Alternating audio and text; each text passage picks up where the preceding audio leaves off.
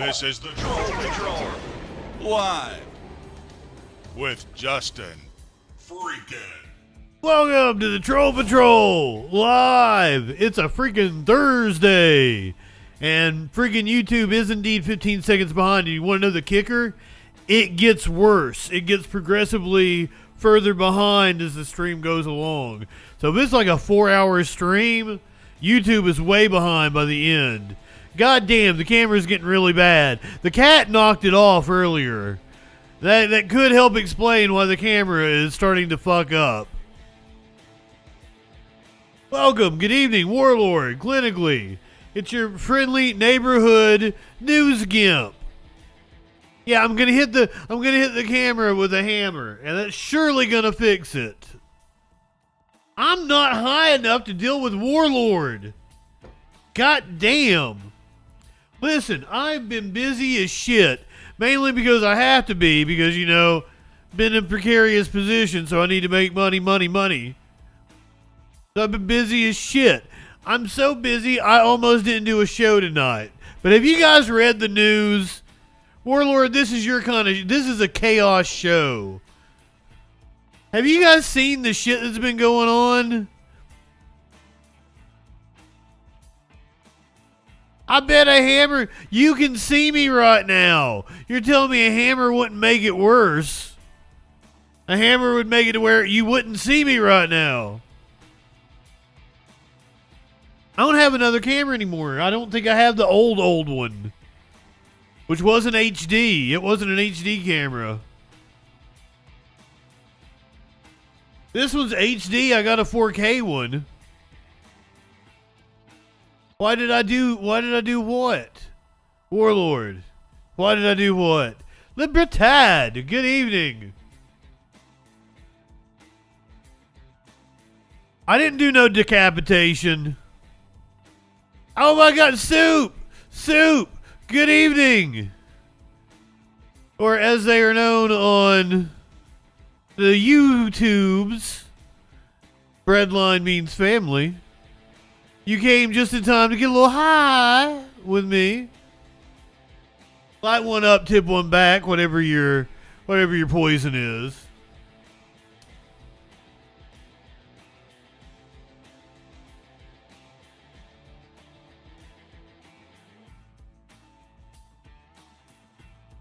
I got a wild show for you guys tonight. You're down. These nuts. Listen, Charlie Kirk's going to ask a porn star a question. Ted Nugent is going to tell us how he fixed his wife. What the fuck does that even mean? That was the headline of the story. Ted Nugent tells us how he fixed his wife. I don't think that was the left wing, summation of it. I think it was, So, Muffins is my Facebook name. It was my alt on Facebook because I kept getting banned. It comes from so my real name is Mullins. My real name is Justin Mullins. A little FYI. It's not hard to figure out. It's not like it's a hard, because I was on the radio for fucking 10 years. I always wanted to be Justin Freakin, not a Chondria. Oh my god, cats!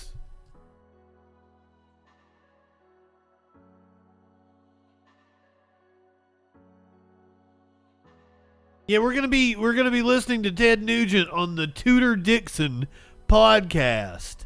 Holy fucking shit! I didn't know that was a thing.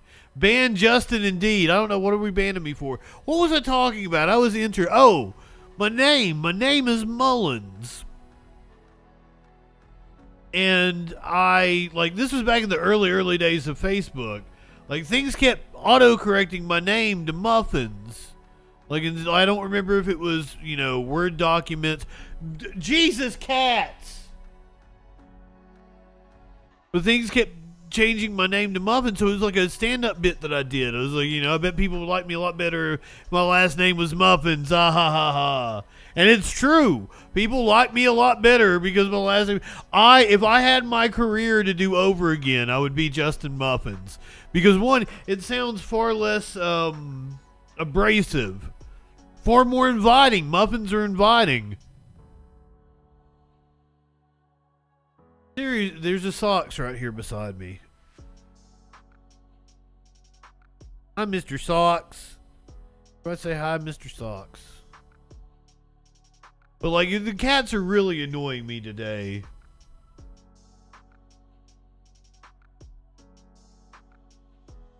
I'm upset at myself because seriously, dude, you can't keep doing that. That's how you knocked over the camera earlier. I don't have a socks drop. But he's kind of camera shy. He doesn't get up here a lot. Jesus, they're in the boxes. They're causing trouble. They're raising a ruckus. Did one just go flying by? What the fuck? Anyway, here's your meme of the day. You've got your 4 different right-wing personality types, courtesy of the Back to the Future trilogy, and one Mr. Biff Tannen. You got the redneck, the boo. Seriously, Socks, me and you gonna fight, dude.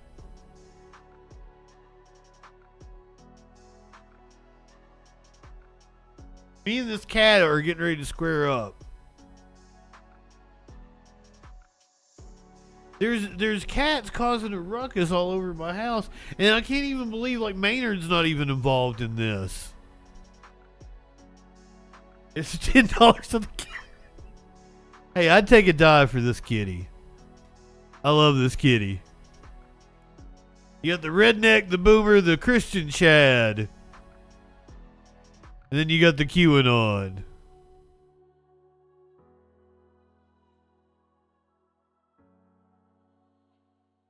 I'm not high enough for this shit. Oh, did I finish? I didn't finish going over what we're going to talk about, did I? So, did you see the? If you haven't seen the video, you're going to have your mind fucking blown.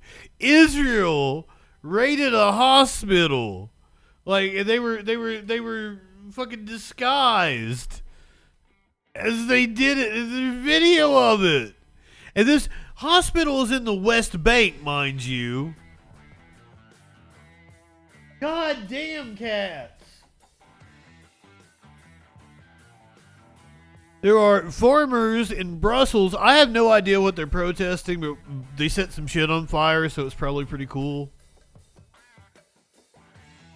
The FBI's hair is on fire because apparently China is trying to attack us. You got $10 on China clinically? Secretary of Defense Lloyd Austin gave a presser earlier today. Yesterday, they invited Mark Zuckerberg among the other tech CEOs onto Capitol Hill.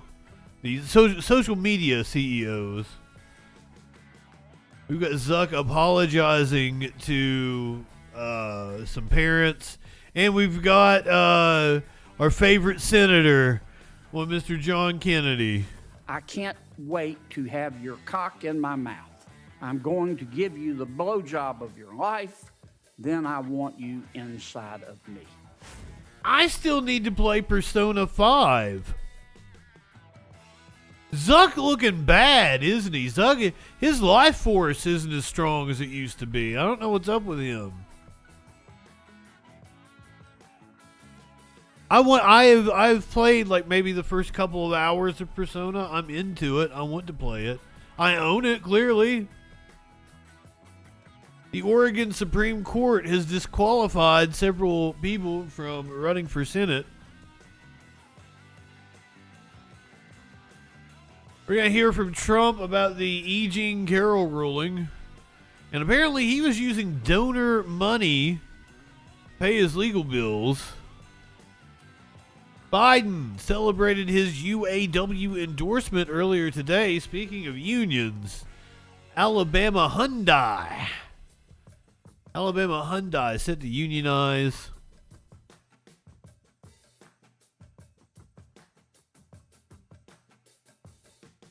Speaking of Biden, a guy who apparently posted a whole shit ton of right-wing conspiracy theories, and his father worked for the feds. Apparently decapitated his father, streamed it on YouTube,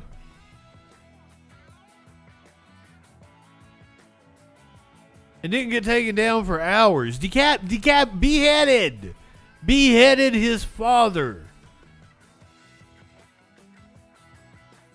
What I'm sure will be cheered by everyone in my chat, but has caused outrage among the right across the country. Some cops in Times Square were attacked by a group of migrants. I do believe we have video of it, so here. We're going to watch part of the trial of the school shooter, or would be. Did he actually shoot? He did go and shoot the school. He shot his teacher, but the teacher lived or something, right? Something to that effect. School shooter's mom actually watches the footage. Her son returning to the school.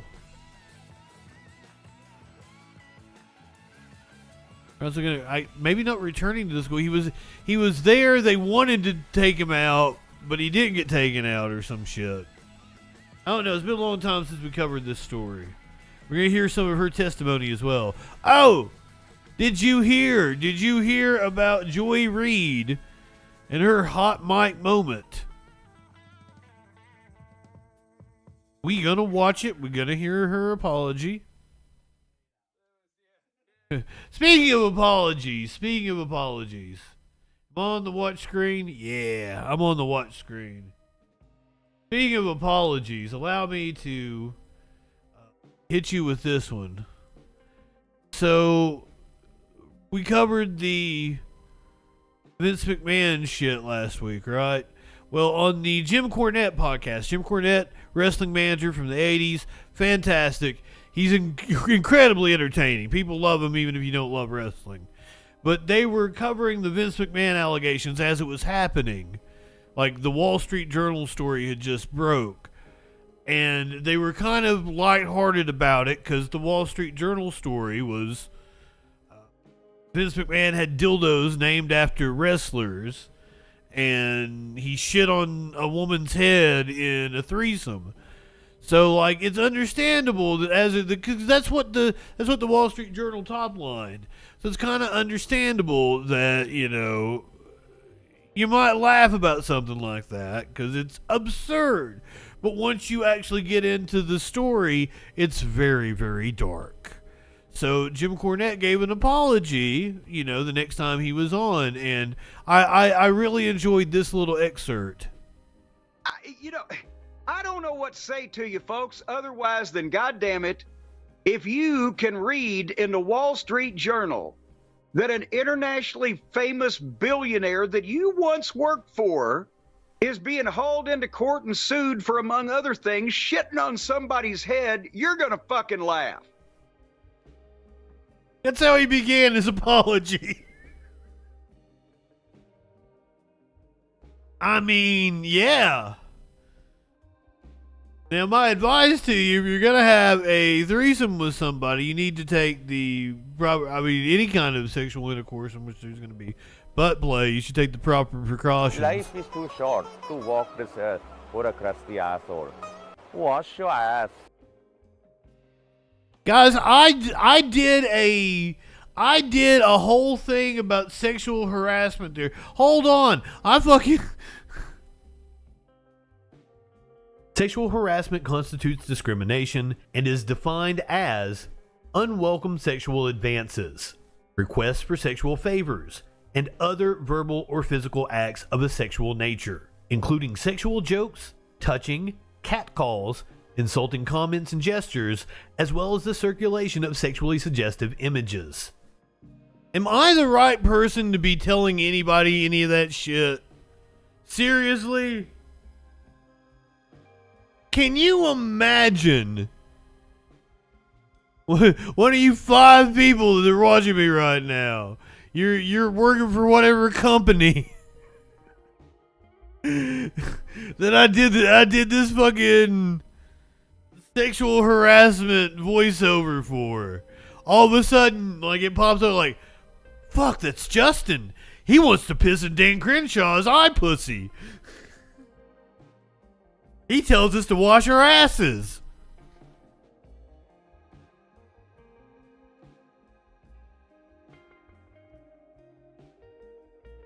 Sexual harassment, panda. You live in sexual anarchy? He's gonna talk to a porn star. Now, this is a clip he posted a couple of days ago.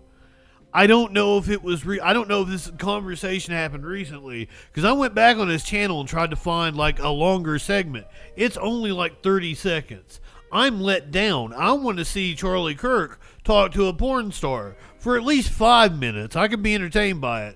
For at least 5 minutes, maybe 10. I could totally see that being a crazy conversation. Vince did the shitting, and that's what we don't know. And goddamn, I can't believe I'm having this conversation again. What we don't know is if it was like a sexual fetish thing, or if he was just involved in some kind of an act. He shit on her head. If like he was titty fucking her or something, and he's an old man, he's incontinent. So we like, I don't know, it seems like it wasn't intentional. Like he didn't mean to shit on her head. That's the way I've taken it. Why? Oh my God.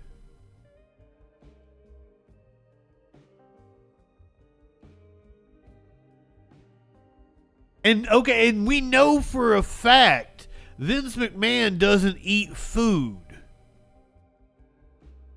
Like, so Vince is like, food is just fuel, right? So he doesn't like eat fine dining or anything. He eats raw, like he's like a weightlifter. He eats raw chicken breasts, and not raw chicken breasts. I'm sorry, plain chicken breasts. Difference between plain chicken breasts and raw chicken breasts. Don't eat raw chicken breasts. Not recommended. But eats plain chicken breasts, grilled, and pasta and shit like that.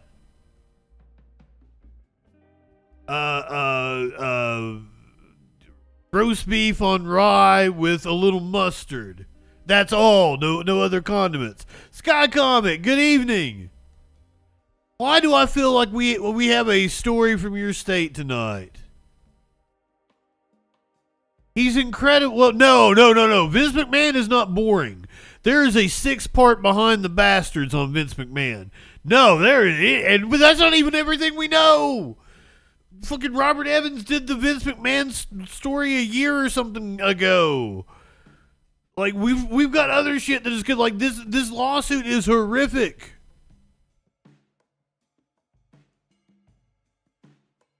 I feel like I know too. I feel like I know those names.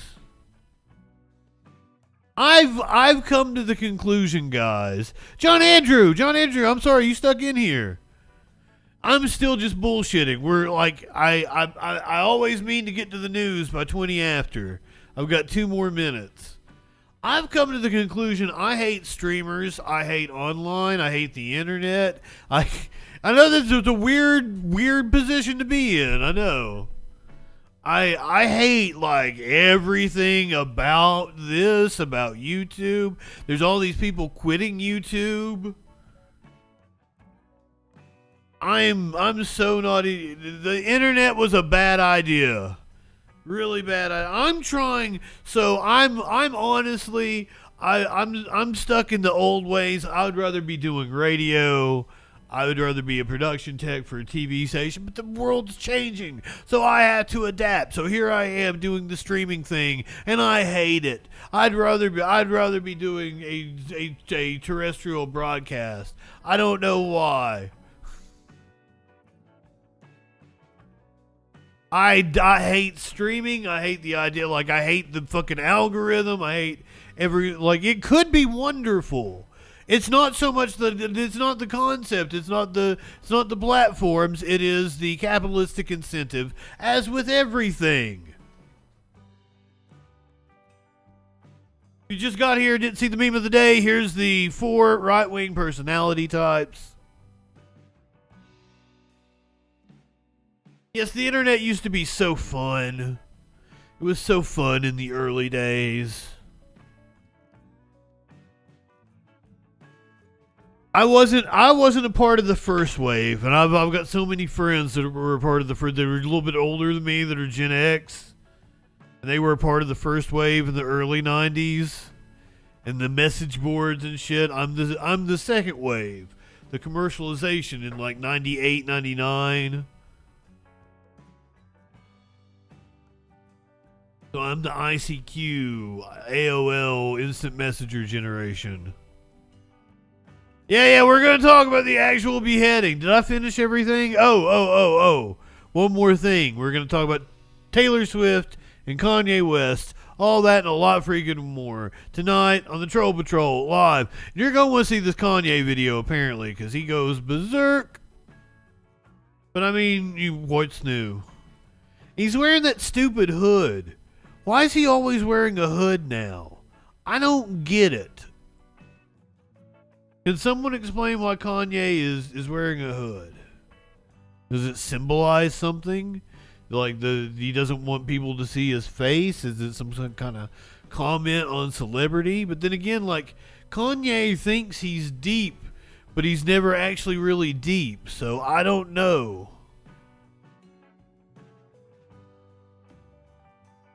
Speaking of lost his shit, has Biden lost his shit? The Pentagon is prepping for a retaliatory. It says retaliation, but I was trying to say retaliatory, and I fucked it up real bad. A retaliation strike following Jordan drone attack on U.S. troops. Now we begin here with our big story. God, what was that music? Like fucking, it's like Top Gun music. Now we begin here with Gonna take you right into the danger. Sorry. our big story. The Pentagon preparing to retaliate for that drone attack that killed 3 U.S. service members in Jordan. Defense Secretary Lloyd Austin today speaking about the need for a response in his first public remarks since keeping his recent hospitalization a secret. We will take all necessary actions to defend the United States, our interests, and our people. And we will respond when we choose, where we choose, and how we choose. Well, the White House now blaming the attack on an umbrella group of Iran-backed militias, the Islamic Resistance in Iraq. That's the name. And what you're looking at right there. Those weren't bees, were they? I thought we were looking at bees. Those are some kind of bombs. No, drones. The Islamic Resistance in Iraq. That's the name. And what you're looking at right there on your screen are still images from videos that the group regularly posts online. Iranian proxies also attacking U.S. troops with increased frequency and attempting to control major shipping lanes in the Red Sea, where 2 Navy SEALs were also killed last month. Joining us now is our ABC News national security and defense analyst Mick Mulroy from Tel Aviv, where he's been meeting with U.S. officials. So, Mick, thank you so much for being here. And let's start with this drone. We've learned here today that the drone that, was part of this deadly attack was Iranian made. And so it's also the same kind of drone that is being used by Russia in Ukraine. And now that we have that information, what does that say to you about concerns of a wider conflict and bad actors all throughout the region? Kana, the first thing it says to me is that it's not just Iran supplying weapons randomly to these groups as a sale, so to speak. Why don't we ever refer to the U.S. as a bad actor? Why are we never considered a bad actor? Because good Lord. But they're providing specific weapons that can attack our bases. They use them to attack our bases, and they continue to supply them. So that, to me, makes Iran complicit in these attacks. These are their proxies. They are using them to basically attack the United States, something they don't want to do directly because they don't want the consequences directly. But we will likely see the proxy forces get the consequences, and potentially these IRGC Quds Force officers, the Iranian officers that are embedded with these proxies, may also see the consequences of these actions. But something needs to change to get Iran to relook at their support for these groups and stop sending these type of drones, which are very deadly, both in Syria and Iraq, but as you point out, in Ukraine, where they are used all the time. And it's one of the most favorite weapons that the Russians are using because they're very low cost. And also, Mick, our Martha Raddatz says that any retaliation from the U.S. would likely not include striking in Iran for fears of a larger regional conflict. But, Mick, it's been all I am kind of that deadly drone attack. So what do you anticipate in terms of timing on retaliation? And does DJ Dub consider moving? Good evening. So I would definitely have advocated for moving more quickly, because I think this has, and maybe that was the intent, was allowing a lot of the Iranian personnel there to move themselves and their assets out of these identified, now publicly reported targets. I think perhaps it was to reduce the potential for Iranian casualties, but it certainly has given them the ample amount of time to do so. Part of it is the weather. I'm out here in the region, as you mentioned, and it has been raining almost nonstop since I've been here. So that could have also added to it. But I do think if I was advocating, I would have pushed to do it more quickly so that the Iranians would have more consequences. But of course, we, the United States, are trying to balance responding to these deadly attacks against our brave soldiers, but also balance that with not creating an escalatory response, which could lead to a direct conflict between us and Iran. And that is why I think, to your point, we don't think there's going to be targets struck inside Iran. But that doesn't mean Iranians couldn't be killed in these responses. Right. And also, Mick, earlier today, Defense Secretary Lloyd Austin said, quote, "I don't think the adversaries have a one and done mindset. And so they have a lot of capability." And then he ended that, Mick, by saying, "I have a lot more." But does the U.S. have intelligence that perhaps more attacks could be coming? I assume that we do, and I assume just personally that they will keep coming. They made a statement, this Kataib Hezbollah, KH as we call them. They said, okay, we're going to stand down right now because they know the consequences are coming. Did he say Cucky Hezbollah? Cucky Hezbollah? This could be coming. I assume that we do, and I assume just personally that they will keep coming. They made a statement, this Kataib Hezbollah, KH as we call them. They said, okay, we're going to stand down right now because they know the consequences are coming and because they killed some of our service members. But I think they will, of course, after some time, go back to attacking us. So I think what the U.S. wants to do is take all the opportunities to hit the supply lines, to hit the storage facilities, to hit the launching areas, and to hit the personnel that fires these weapon systems and knows how to use them. I think that's going to be why this is a phased response that'll happen over many days, because I think they're going to try to take set your phasers to eliminate, if they can, or at least significantly degrade the system in place that are used to attack our bases in Syria, Iraq, and now even Jordan. We'll certainly have to do something more than deterrence. Also, Mick, you have been concerned about the northern front opening up between Israel and Lebanon. Our own James Longman watched as the IDF carried out what he described as unusual military exercise at the Lebanese border in what might be preparations for a conflict there with Hezbollah. What do you know right now?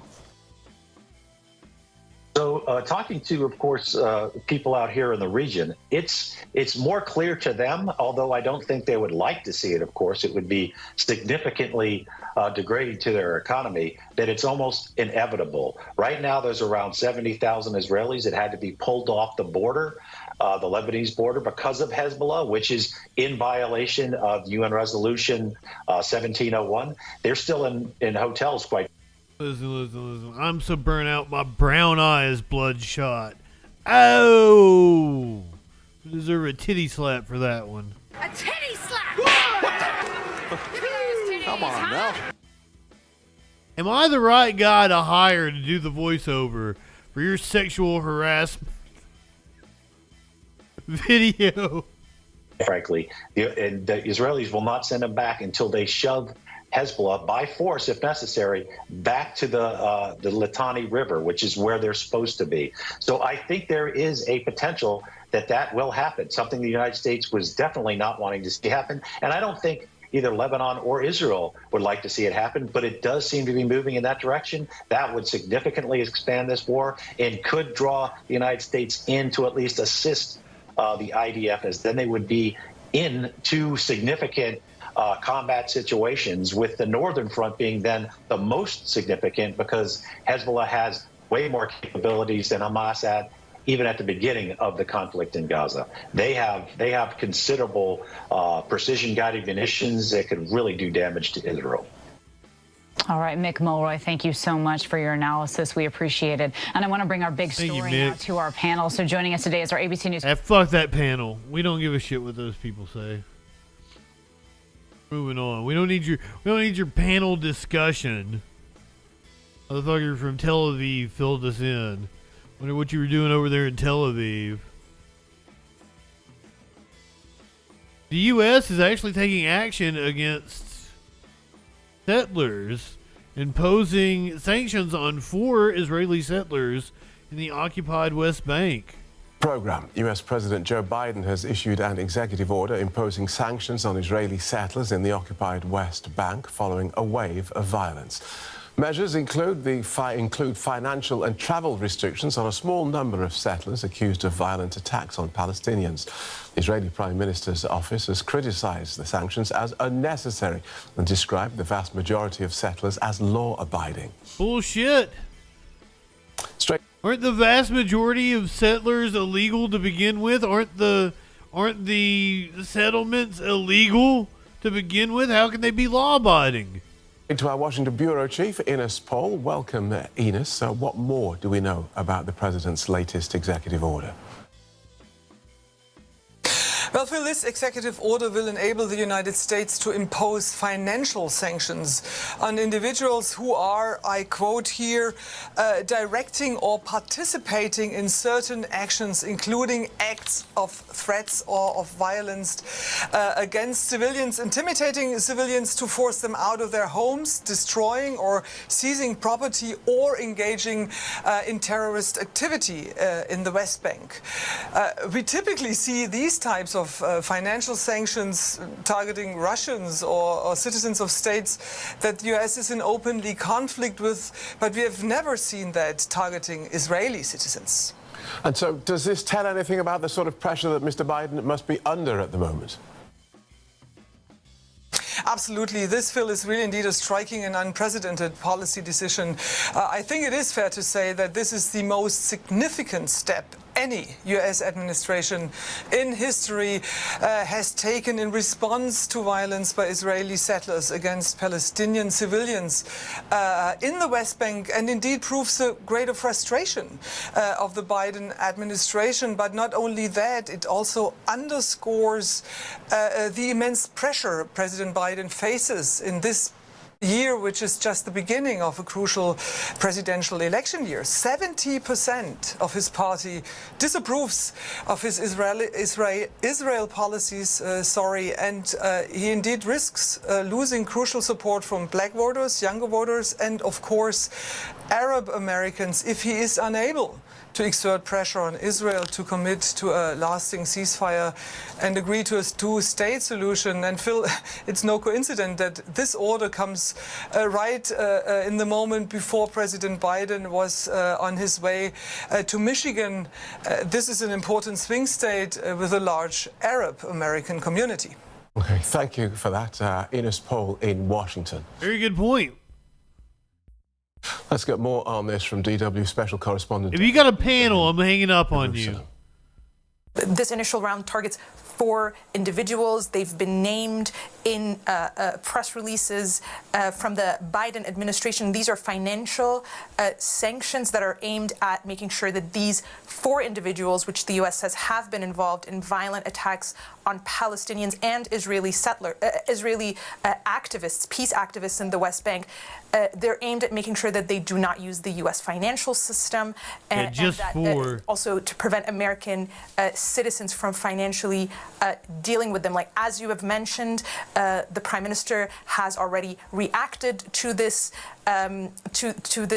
executive order, saying that it is unnecessary, but also saying that Israeli authorities do what they are supposed to do to deal with this kind of violence in the occupied West Bank, which is something that rights groups and Palestinians that I've spoken to in the West Bank will tell you just does not happen. According to rights organizations, there's documented evidence that the Israeli Defense Forces and the Israeli police is oftentimes either accompanying settlers as they conduct these attacks, or is sometimes even helping them with these attacks. And these attacks have seen an increase since the October 7th Hamas terror attacks on Israel. Their violence in the occupied West Bank has been spiraling since then. And in fact, the United Nations has documented that over 1,000 Palestinians have been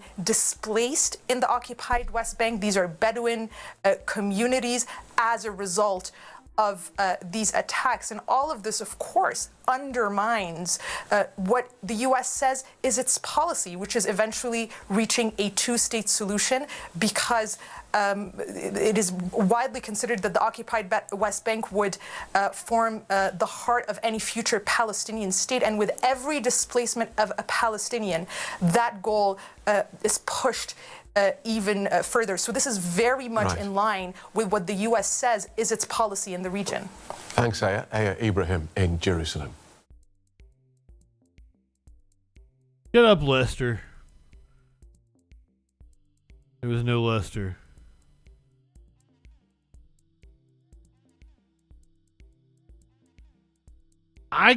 They are acting so brazen. I don't think people are going to be able to ignore it and justify it much longer. This raid of a hospital in the West Bank is just appalling. Growing fallout after that daring Israeli raid in a West Bank hospital that killed 3 Palestinians. Commandos, disguised as doctors and medics, even carrying a wheelchair and a baby doll as props. One of the slain fighters was from Hamas, and 2 were from Palestinian Islamic Jihad, the group said in statements. The Palestinian Authority called it a massacre, and human rights groups said hospitals should be off limits from war. Israel said the militants were using the hospital as a hideout as they planned terror attacks. Hospitals should not be used for that purpose, and once they are being used for that purpose, they don't have any immunity. As fighting continues on multiple fronts, there were new strikes in northern Gaza. While the world waits on word from Hamas on a long-awaited hostage negotiation deal. But Israeli Prime Minister Benjamin Netanyahu yesterday rejecting 2 key Hamas priorities, saying Israel won't withdraw the Israel Defense Forces from the Gaza Strip and won't release thousands of terrorists. Netanyahu has faced mounting quote-unquote terrorists who protested for months demanding their loved ones return. But some right-wing Israeli politicians have opposed a deal that might put prisoners back on the streets. So we are basically looking at a situation where you have to ask yourself, what's the limits? Where do you draw the line? Because the extortion could be potentially endless.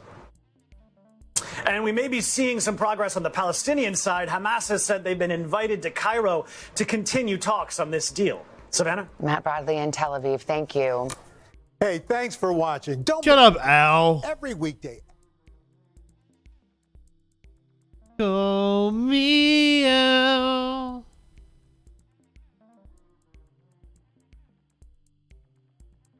Let's watch the video. They didn't show enough of it for my taste.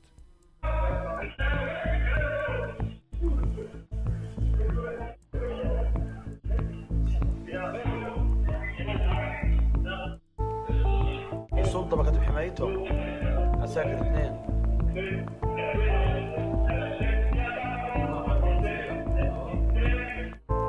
This is disgusting. It happened Tuesday in the West Bank.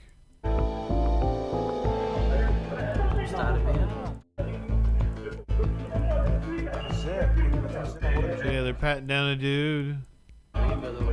Painting him.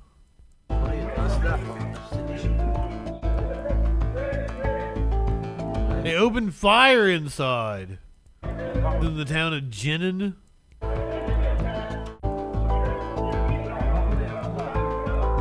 Israeli army said that militants were using the hospital as a hideout, but there is no evidence to support the claim.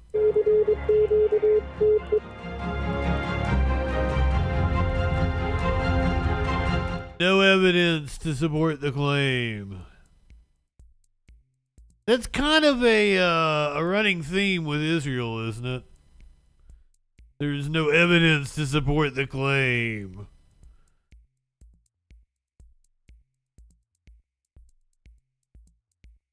Let's go to Brussels, where farmers are protesting. I'm not exactly sure what the protests are over. A large convoy of hundreds of angry farmers driving heavy-duty tractors arrived at the European Union headquarters in Belgium today.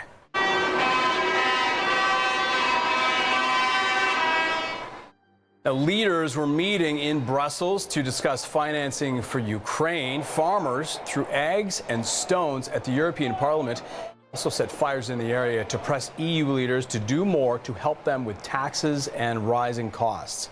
While the farmers' crisis is not officially on the agenda of the EU summit, it is expected to be discussed. Similar protests have been held across the EU for most of the week. Farmers blocked traffic arteries across Belgium, France, and Italy this week.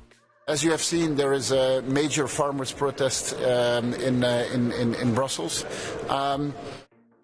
We need to be able to discuss in the Council on this topic, because the concerns that they have are partly legitimate. Partly legitimate. Priority for our societies. We need to make sure that our farmers can be a partner in this.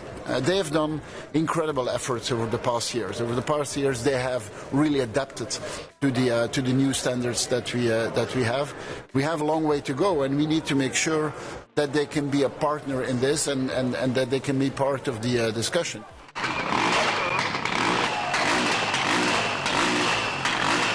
Why we no such things on fire? Because we are protesting today against so many rules from Europe. It's too many for doing a normal farming. No, we have a lot of hope. It's just, if you see with how many people we are here today, and if you see it's all over Europe, so we must have hope. We must have hope that these people see that farming is necessary. It's the food, you know. We must have these guys to let them see when you need us, help us, because so far is it now. We need help for normal living.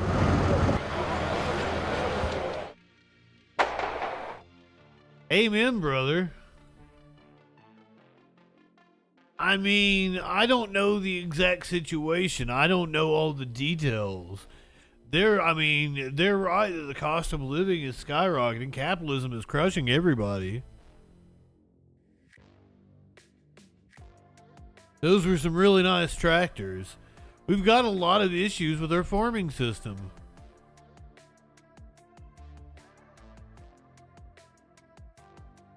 So I don't know the extent of what they are protesting. At one point in time, there had been caps to their crop yields and stuff. That's the question I'm wondering, DJ Dub. Because there was also like protest over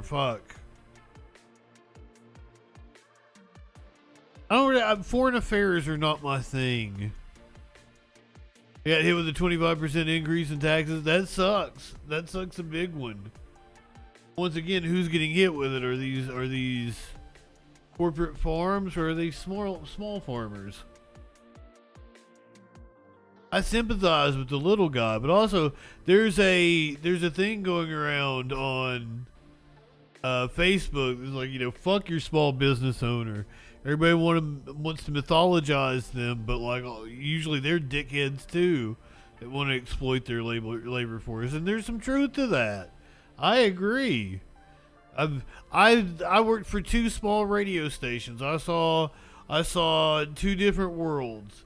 One where an owner fucking sucked ass, fuck that small business owner, and then another one where like the owner put people that knew what they were doing in the right places, and we really excelled.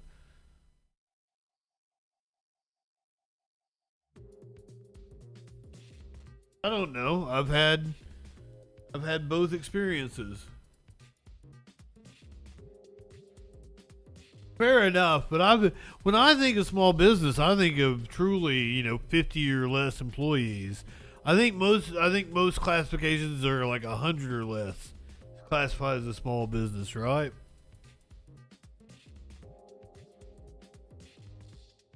This tea's so good.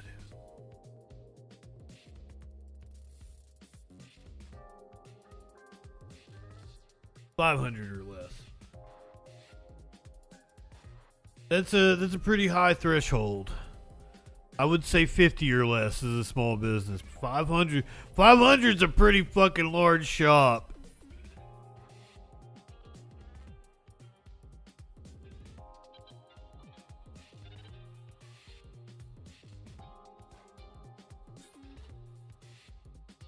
Dealership dads. So in advertising in radio, this is one of the things that I can't remember who told me. It was one of the salespeople. They said that they sell advertising to like car dealerships. Like they're not doing it to actually move cars or be effective with their advertising. They're doing it to stroke the ego of the owner of the dealership. Or say you've got a lawyer who likes to have his name up on billboards and shit, has a real big ego. They fucking that's a real source of money for radio stations right there, and they will just butter them up, and the ads will be about them. You'll see a car lot. They'll dress up as like Andy Griffith or some shit with their family. Like all the advertising is based around, making them a star and feeding their ego, as opposed to, any sort of actually motivating people to buy a car. They sell it as top of mind. You want to be top of mind, because especially with buying a car, something like that is not a purchase you make, very often. It's something that, is a very profound decision you make every 5 years, 5 to 10 years. So, you want to be the dealership they think of top of mind. So that's you saturate your market with commercials to make people think of, and it fucking works.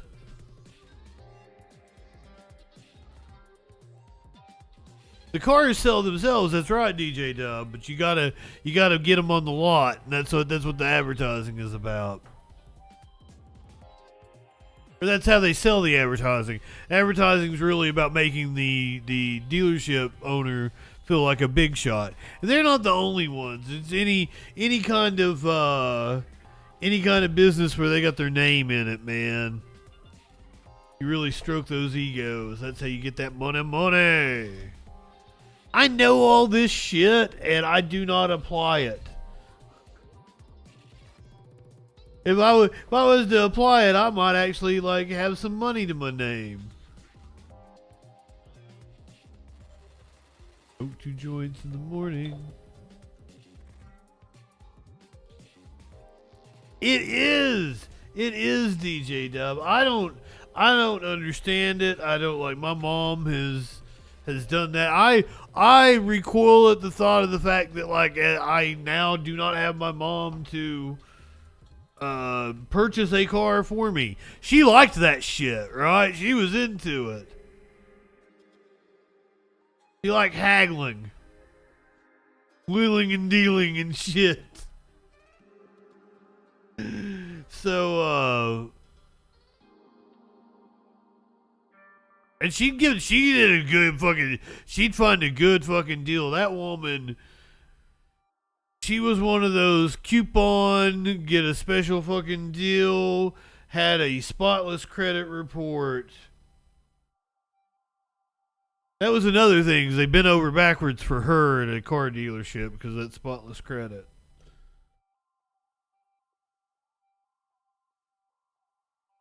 She could walk off the lot with any car there at any moment. Really get some salivating. Exactly, clinically, these damn morals. Speaking of people not having morals, here's the head of the FBI. Oh, did you hear that segue? This is Christopher Wray, says that China is targeting U.S. civilian infrastructure. CCP's dangerous actions, China's multi-pronged assault on our national and economic security, make it the defining threat of our generation. Now, when I described the CCP as a threat to American safety a moment ago, I meant that quite literally.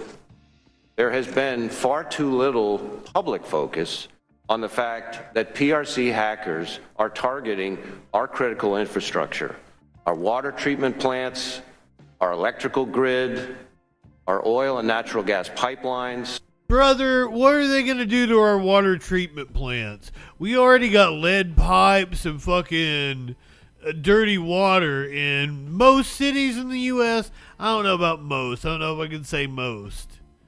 But a good chunk of cities in the U.S. have drinking water problems. So, like, what's China gonna do? Fix it? Let China fuck. Have you seen China's infrastructure? China wants to hack into us? Come the fuck. Let them. Our transportation systems and the risk that poses to every American requires our attention now. China's hackers are positioning on American infrastructure in preparation to wreak havoc and cause real-world harm to American citizens and communities if and when China decides the time has come to strike. They're not focused just on political and military targets. We can see from where they position themselves across civilian infrastructure that low blows aren't just a possibility in the event of a conflict. Low blows against civilians are part of China's plan. But the PRC's cyber onslaught goes way beyond pre-positioning for future conflict. Today, and literally every day, they're actively attacking our economic security, engaging in wholesale theft of our innovation and our personal and corporate data. Nor is cyber the only PRC threat we face. The PRC cyber threat is made vastly more dangerous by the way they knit cyber into a whole of government campaign against us. They recruit human sources to target our businesses, using insiders to steal the same kinds of innovation and data that their hackers are targeting, while also engaging in corporate deception, hiding Beijing's hand in transactions, joint ventures, and investments do the same. And they don't just hit our security and economy, they target our freedoms, reaching inside our borders across America to silence, coerce, and threaten some of our citizens and residents. Really? The FBI is laser focused on the threat posed by Beijing.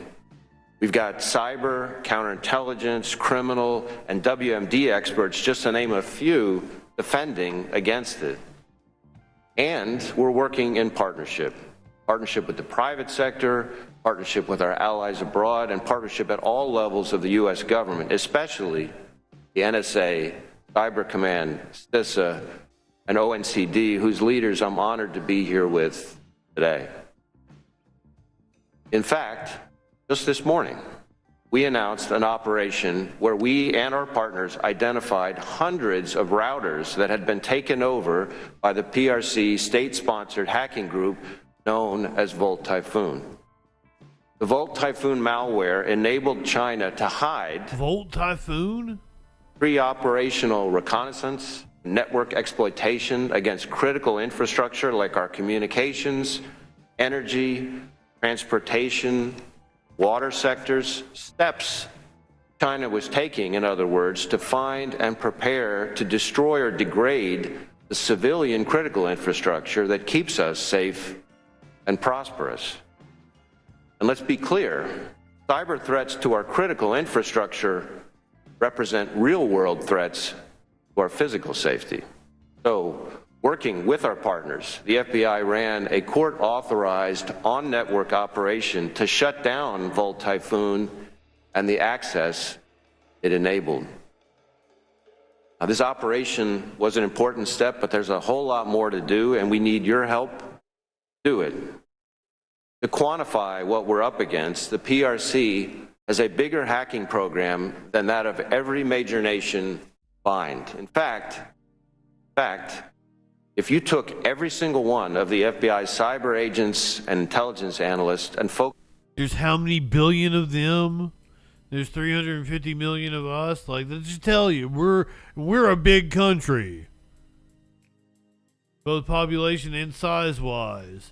But China has what, 2.5 billion people? Duh. Anything they have is going to be bigger than ours. Focus them exclusively on the China threat. China's hackers would still outnumber FBI cyber personnel by at least 50 to 1. So as we sit here, while important budget discussions are underway, I will note that this is a time to be keeping ahead of the threat by investing in our capabilities rather than cutting them. We need to ensure that we sustain and build on the gains that we've made that have enabled us to take actions like the Volt Typhoon operation I just mentioned. The budgets that emerge from discussions underway now will dictate what kind of resources we have ready in 2027, a year that, as this committee knows all too well, the CCP has circled on its calendar, and that year will be on us before you know it. As I've described, the PRC is already, today, putting their pieces in place. I do not want playing chess today to think we're playing checkers. But I do want the American people to know that we cannot afford sleep on this danger. As a government and a society, we've got to remain vigilant and actively defend against the threat that Beijing poses. Otherwise, China has shown it will make us pay. Thank you, and look forward to today's discussion. What do you guys think? More saber rattling?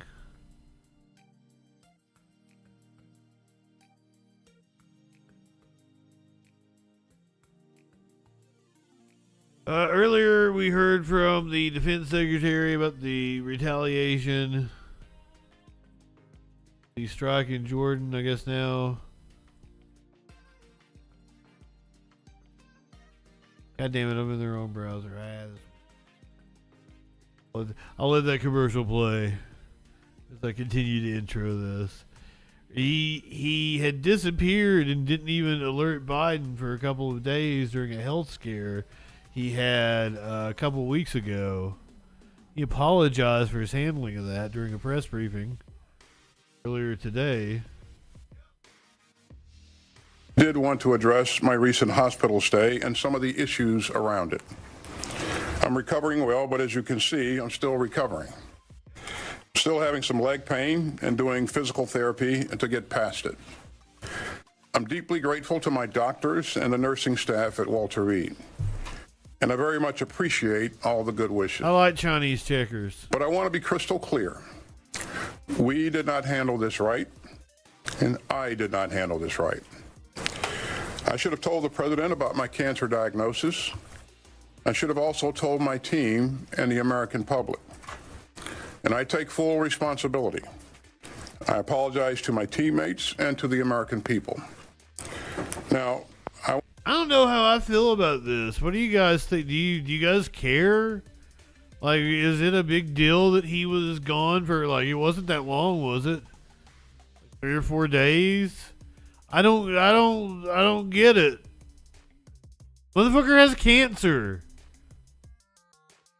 I'm assuming that the Secretary of Defense is more of a figurehead by phone position than it is actually doing the work. It's the undersecretaries and the untitled motherfuckers that are actually doing the day-to-day work. I want to make it very clear that there were no gaps in authorities and no risk to the department's command and control. At every moment, either I or the Deputy Secretary was in full charge. And we've already put in place some new procedures to make sure that any lapses in notification don't happen. In the future, if the Deputy Secretary needs to temporarily... I'm jelly as healthcare. She and several White House offices will be immediately notified, including the White House Situation Room. And so will key officials across the department. And the reason for that assumption of duties will be included in writing. Now, I want you all to know why this happened. I was being treated for prostate cancer. Ball The cancer. news shook me, and I know that it shakes so many others, especially in the black community. What? It was a gut punch. And frankly, my first instinct He's kicking was to keep authority it in the private. balls. I don't think it's news that I'm a pretty private guy. I never liked burdening others with my problems. It's just not my way. But I've learned from this experience. So taking this kind of job means losing some of the privacy that most of us expect. The American people have a right to know if their leaders are facing health challenges that might affect their ability to perform their duties, even temporarily. So a wider circle should have been notified, especially the president. I'll take your questions today, but as you know, we've got an ongoing internal review, as well as a DOD Inspector General review that we fully support. God. So I may have to discuss some aspects later. Now, let me back up a bit. Yeah, I'm bored already. That's what he had to say about it. I'm indifferent. I don't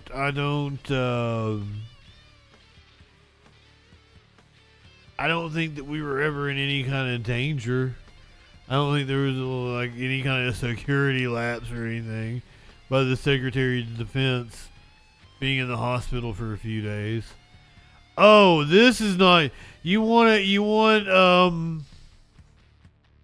some action clinically? You want something that's not going to put you to sleep? Are you ready for it?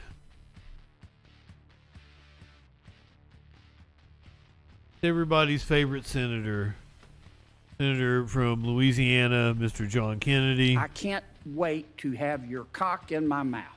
I'm going to give you the blowjob of your life.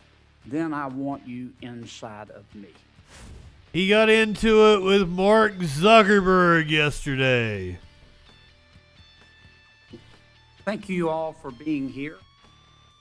Mr. Spiegel. Spiegel?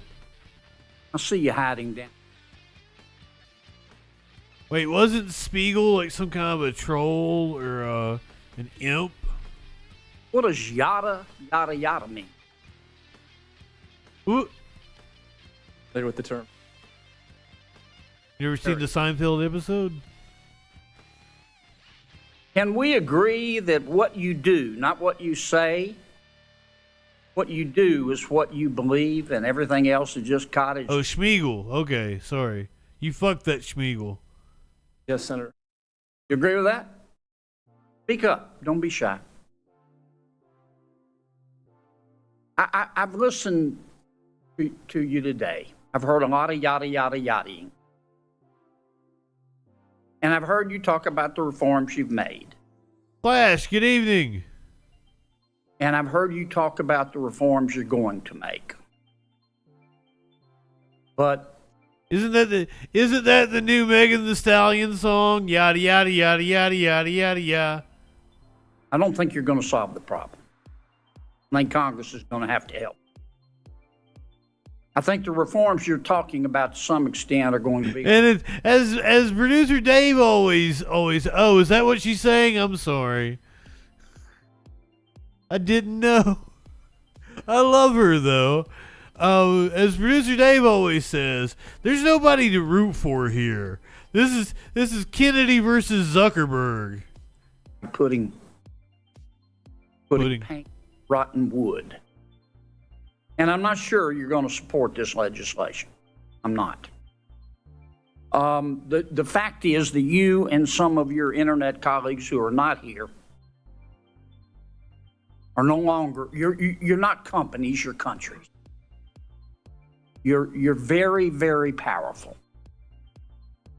And you and some of your colleagues who are not here have blocked everything we have tried to do in terms of reasonable regulation. Everything from privacy to child exploitation. And what? We have a new definition of recession. No, we don't. Recession is when we know we're in a recession when Google has to lay off 25 members of Congress. That's what we're down to. We're also down to this fact that your platforms are hurting children. I'm not saying they're not doing some good things, but they're hurting children. And I know how to count votes. This motherfucker thinks books hurt children. Comes to the floor of the United States Senate, it will pass. What we're going to have to do, I say this with all the respect I can muster, is convince my good friend Senator Schumer to go to Amazon, buy a spine online, and bring this bill to the Senate floor. And the House will then pass it. There are people laughing at him. Now that's one person's opinion. I may be wrong, but I doubt it. Mr. Zuckerberg, let me ask you a couple of questions. Might wax a little philosophically. I have to hand it to you. You have convinced over 2 billion people to give up all of their personal information, every bit of it, in exchange for getting to see what their high school friends had for dinner Saturday night. That's pretty much your business model, isn't it? Cosmic Fox. How I would characterize it. When we give people the ability to connect with the people they care about and to engage with the topics that they care about. And you take this information, this abundance of personal information. Yeah. Then you develop algorithms to punch people's hot buttons. He sells the data. And send and steer to them information that punches their hot buttons again and again. Yeah. Keep them coming back and to keep them staying longer. And as a result, your users see only one side of an issue. And so, to some extent, your platform has become a killing field for the truth, hasn't it? You ain't wrong about that. That characterization.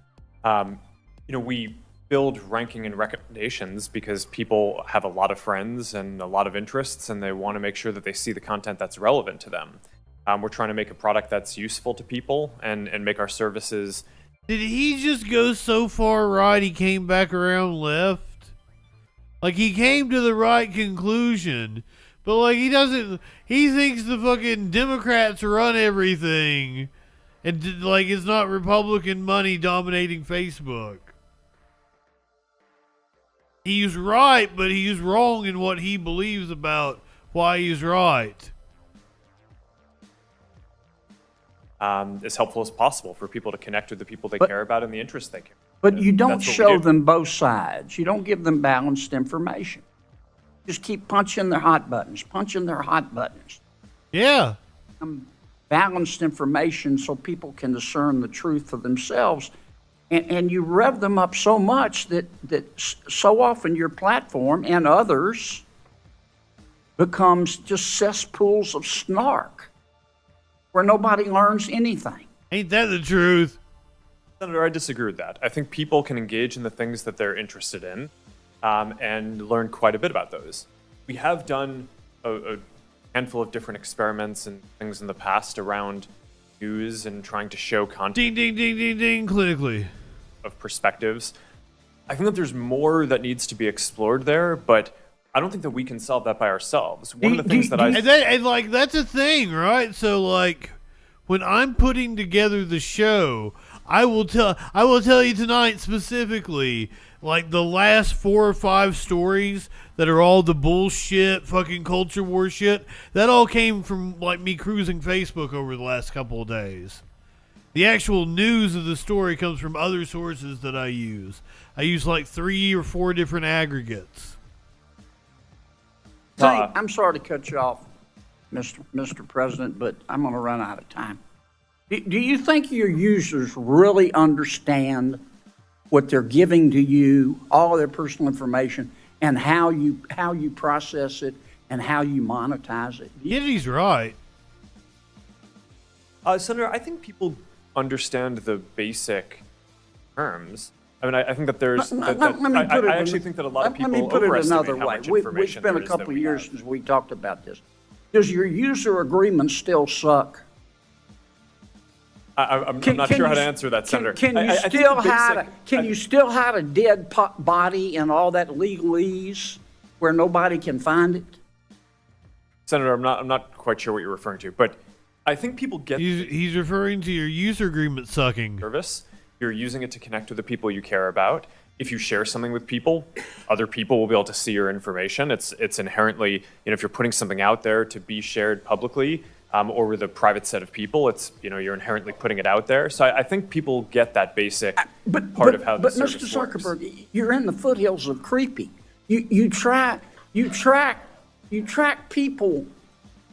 He's got his own laugh track. You track your own people, your own users who are your product, even when they're not on Facebook. I'm going to land this plane pretty quickly, Mr. Chairman. Are you? Creepy. And I understand you make a lot of money doing it, but I just wonder if our technology is greater than our humanity. I mean, let me ask you this final question. Instagram. I thought that Goldblum said it better when he said all you thought about was if you could. You never thought about if you should. I fucked it up, didn't I? I don't remember the line for Jurassic Park. Yeah, making money's bad now, and they're against corporations. The rise against corporations is harmful to young people, isn't it?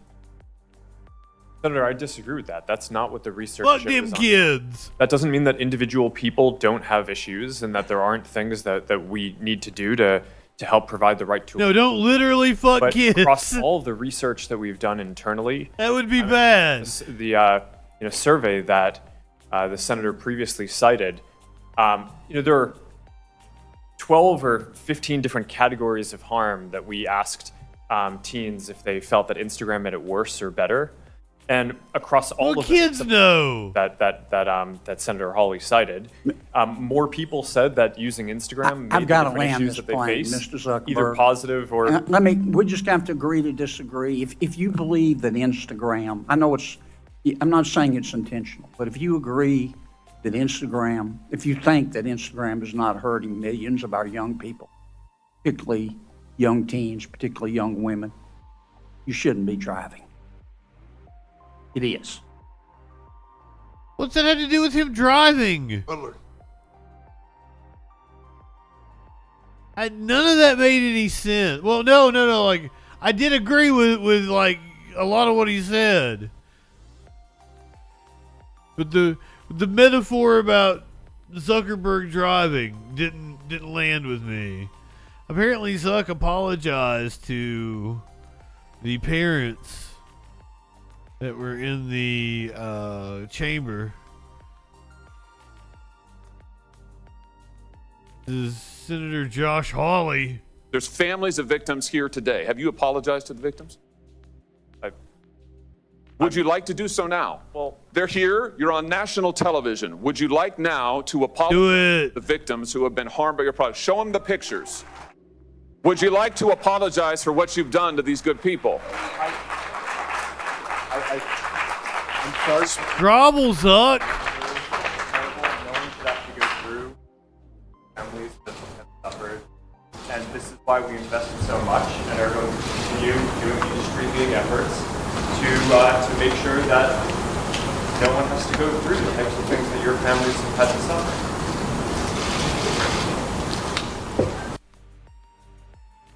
What did their families have to suffer? I don't even fucking know. I don't give a shit about Zuckerberg. I don't give a shit about Josh Hawley. Is what Zuckerberg apologizing for? I feel like it's just some like meaningless bullshit. He's not apologizing for the shit that he's actually done to the country.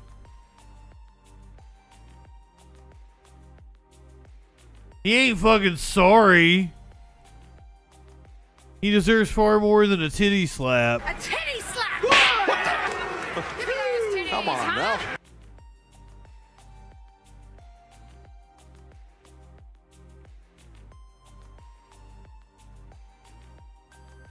Go to Oregon where some, I believe it's state senators, 10 Oregon state senators have been disqualified from seeking re-election. Hour with breaking news. The Oregon Supreme Court just ruled that state senators who walked out of the Oregon legislature cannot seek re-election. You might remember during last year's legislative session, a group of 10 senators took part in a Republican-led walkout. Well, now it looks like they will not be allowed on the ballot this year. Fox 12's Bonnie Silkman is live in studio with much more on what this means. Bonnie. Yeah, good morning. 10 Oregon senators who took part in the longest legislative walkout in state history are now being barred from running for re-election. We've never seen this before. It's the first time this has happened in the state. It's all because of a new state law. That ruling, by the way, just handed down from the state Supreme Court. So all of this is a developing story. So this unanimous decision really came down to Measure 113, which voters passed in November of 2022. The measure bars lawmakers from running for re-election if they have 10 or more unexcused absences. So that's really what this all boils down to. Oregon Secretary of State ruled that lawmakers who took part in the boycott last year could not be on the 2024 ballot. Now, some of those lawmakers did challenge that measure, arguing that the language of the ballot measure said that they couldn't run in the next election, not this upcoming one for 2020. But again, the Oregon Supreme Court now siding with the Secretary of State. So we know that 10 lawmakers, a third of the state Senate, is now barred from seeking re-election. Those lawmakers are all Republicans except for one independent. Now, we've seen walkouts happen in the past before, but this was the longest one in state's history, as we mentioned. It lasted a total of 6 weeks. The senators were opposing bills on abortion and guns, essentially denying a quorum and bringing the Senate to a standstill.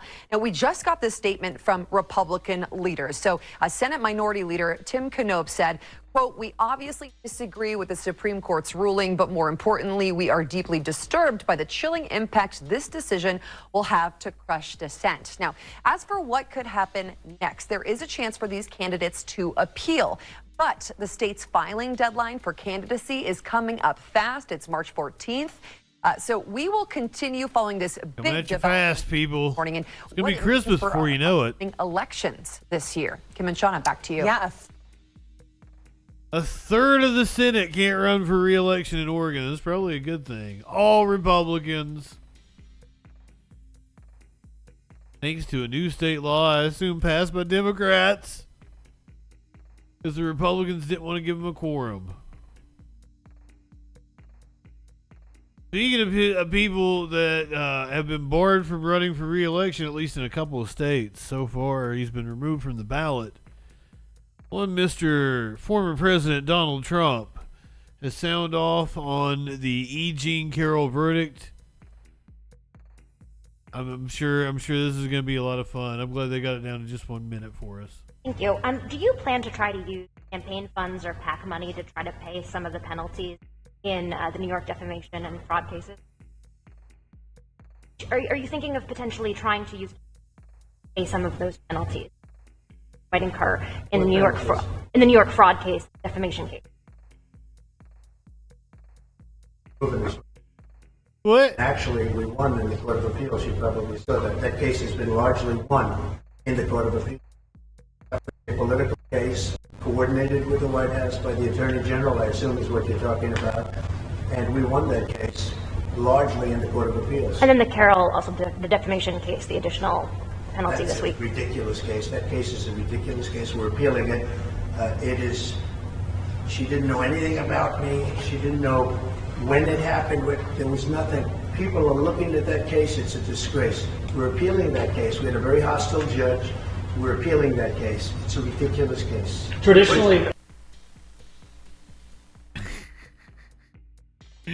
She asked about him using campaign funds because apparently he's been using campaign funds. Disclosures filed with the Federal Election Commission is shining a light on Donald Trump's fundraising efforts and just how much is being spent on his legal fees. About $50 million in donor money was allocated to help pay for Donald Trump's legal battles in 2023.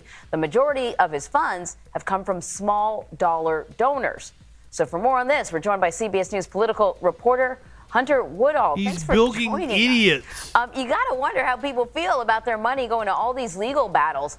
How is Trump able to spend donor money? And I presume people are thinking they're helping with his reelection campaign. How is that money available to him for his legal battles? Well, I mean, it's something that he's allowed to do, but the size of this is substantial. When you look at the numbers, I mean, my colleague Jake Rosen found going through, campaign finance records last night, and we checked again this morning. When you look at these numbers, former President Donald Trump, as he runs, for president once again, has spent, around $50 million on legal and investigation-related costs. That's a substantial figure. Now, I also want to note, however, former President Trump is a large fundraiser. He does tend to raise a lot of money. So that $50 million is obviously money that is spent from various political committees.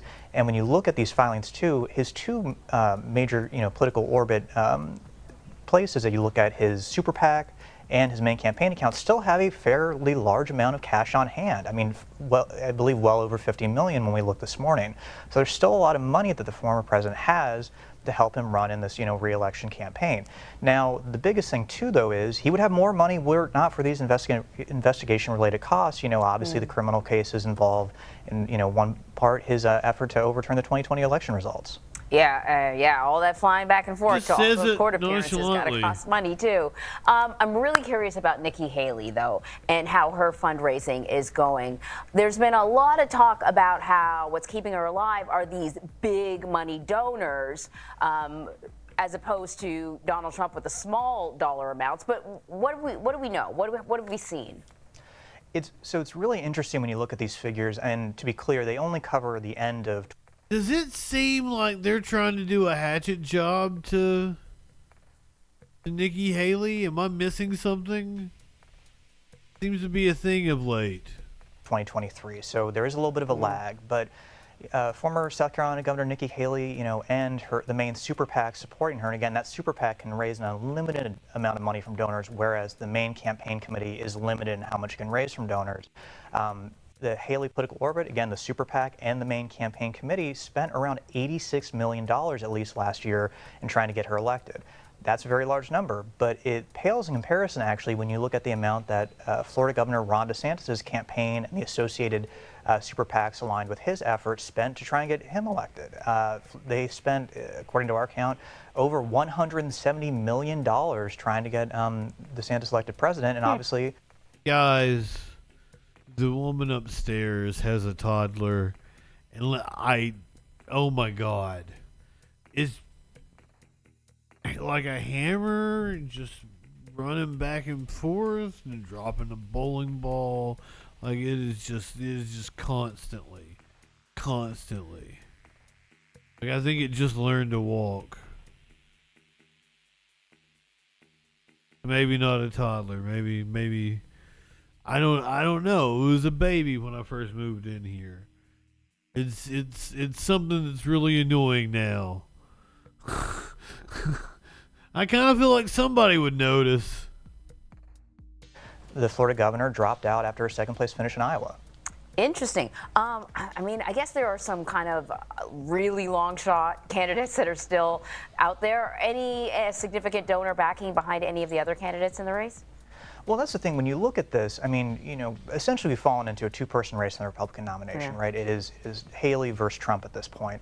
And if you're a donor, you're thinking, okay, you want that return on investment. You want to see, you know, either you're trying to send a message with the money you're donating, or you're, you know, are you trying to beat Trump? Are you trying to ingratiate yourself with Trump? And I mean, that's the big thing here. And when we look at these numbers, you know, you can still have a lot of influence in this race if you're a donor, but also, we could also start seeing more of a focus for Republicans on down ballot races. If donors don't want to give to former President Trump's campaign, you know, there's still every House seat will be on the ballot, you know, this fall. There's, you know, this control of the Senate is at stake as well. So a lot of different races where we'd see a lot of major money flowing to.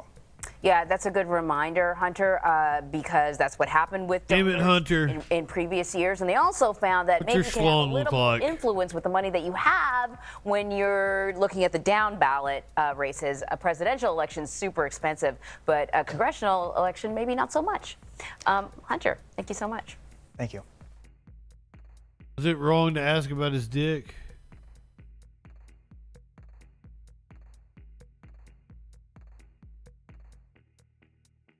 You want to hear Al Franken's prediction about 2024? Let's do it. And you know, he's vowed to seek retribution against his rivals. He's anybody who he believes has persecuted him, on and on and on.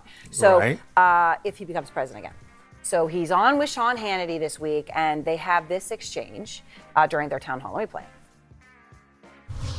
Under no circumstances, you are promising America tonight, you would never abuse power as retribution against anybody. Except for day one. Except Look, what? He's going crazy. Except you wouldn't abuse your power except for day one. Close the border, and I want to drill. That's not retribution. I'm gonna be. You know, he keeps. We love this guy. He says, "You're not going to be a dictator, are you?" I said, "No. Other than day one, we're closing the border, and we're drilling. After that, I'm not a dictator." Okay, so this went on for 5 minutes. All right, Sean repeatedly tries to get him to just answer the question, and he refused to actually answer the question. This is a couple months ago. Well, he answered the question. He said on just day one, he was joking. He wasn't, I suppose, but he wasn't. I mean, you're a comedian, so judge it by that. Was he funny? When he said, "I will seek revenge against my people who..." Was he funny man? Who was convicted. I already convicted him. Who have charged me, and that's the end of rule of law, right? What's democracy about if not the rule of law? So he's already said that he will be an autocrat, and he, you know, has said will go root out the vermin in our country. There's no question that this guy, and that is what this election, in a large part, is going to be about. Do we descend back into? Do we send into an autocracy? So, you know, you had bet. I don't care anymore. I wish Al Franken was still in the Senate, though. Mr. Biden was in Michigan earlier today celebrating his endorsement from the UAW last week.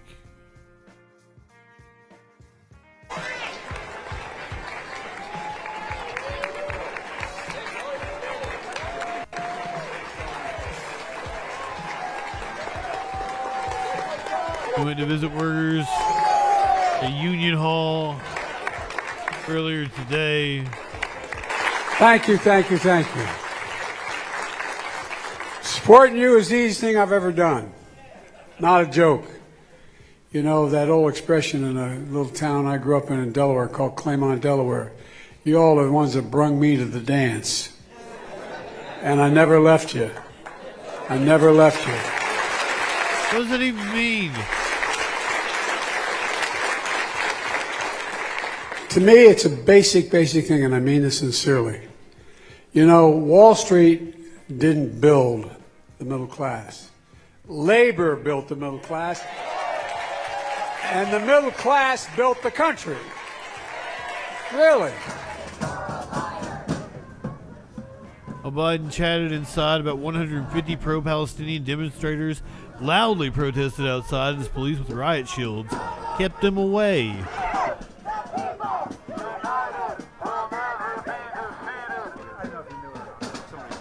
Biden's Michigan schedule did not include any meetings with Arab Americans, adding to increasing frustration.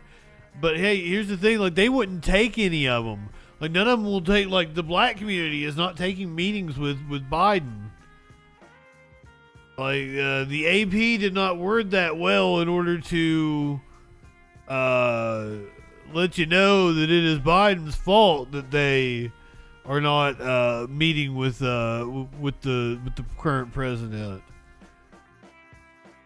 which does not bode well. We go now to Alabama. This is a video posted by the UAW about how Hyundai in Alabama has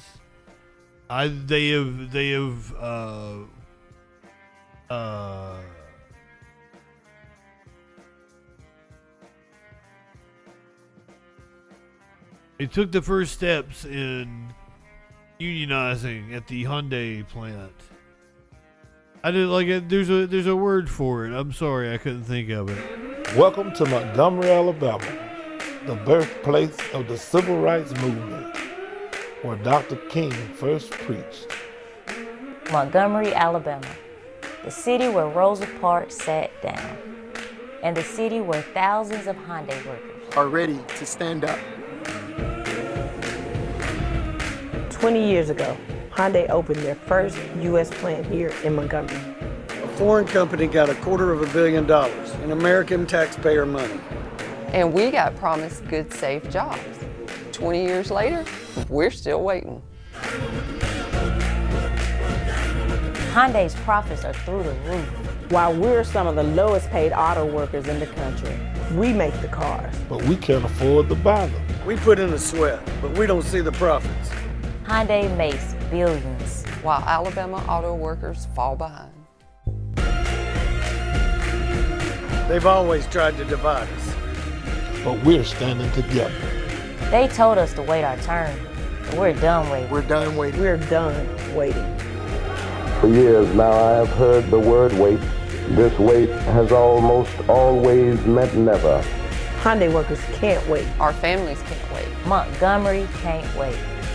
We're ready to stand up. Stand up. Stand up. Stand up. Stand up for righteousness. Stand up for justice. Stand up for truth. And lo, I will be with you, even unto the end of the world. Man, the UAW is doing good work. I feel like there's something going on. We're in the midst of a paradigm shift, and things are messy. Okay, like I was having a discussion with a lady friend the other day, and like she's like it's hard not to be cynical with all the things going on in the news. And she's like, "You're telling me." It's like, once again, like fucking every society ever has thought it was the end of time and the apocalypse was upon us. So like it's nothing new, and like I don't want to be too alarmist. Climate change is kind of fucking scary. I would like to think we could deal with it. We can at least try to mitigate the impact.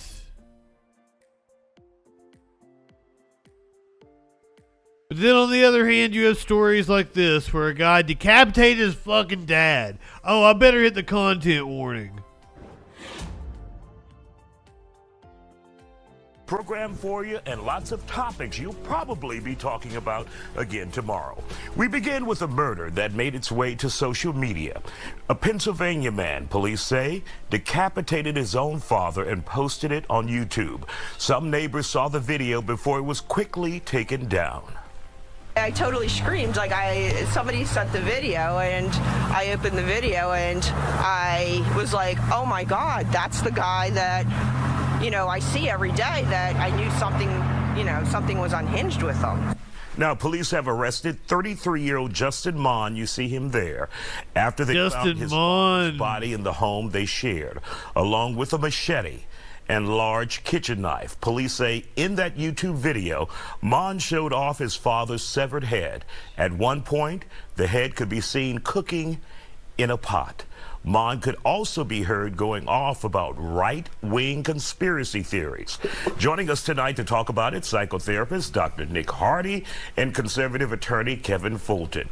First of all, Dr. Hardy, when you see a case like this, obviously you have what the fuck indeed, but mental problems take center stage. I did not see the head. They do, and the two don't mix. I mean, because politics is concerned about politics, so a lot of what fuels at least the politics that we see online is fear, anxiety, and that's just headtoheavy.com. You can probably see it. Already have a lot of these pre-existing mental health concerns. And Kevin, to have someone with mental health issues who's totally immersed in politics and they feel one way or another, your thoughts on how dangerous, we see how dangerous it is. I didn't hear about the pot part, no. To cut someone's head off with a machete, your own father, and that's not easy. You have to hack. Just trying to get ahead of the world. Right. Yeah, and it's all about the politics of it. It's all about... Wait, did you guys hear Isaiah's question?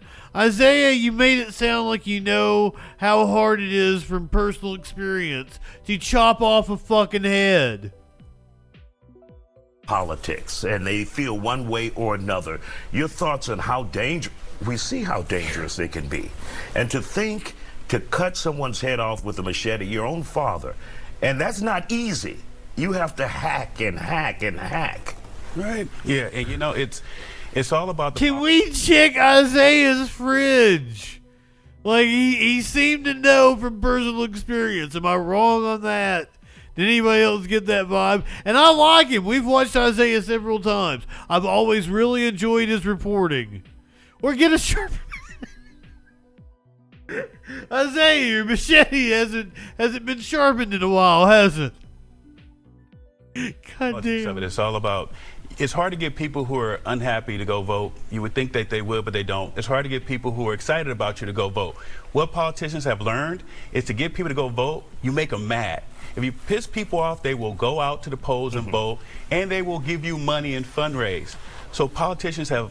What they've done is take this country and polarize it, make each other hate each other. And for most people, we can deal with that. But you have a segment of our population who suffers from severe mental health issues. They are getting that information and they don't know how to process it the way we're processing it. And you see things like this occurring.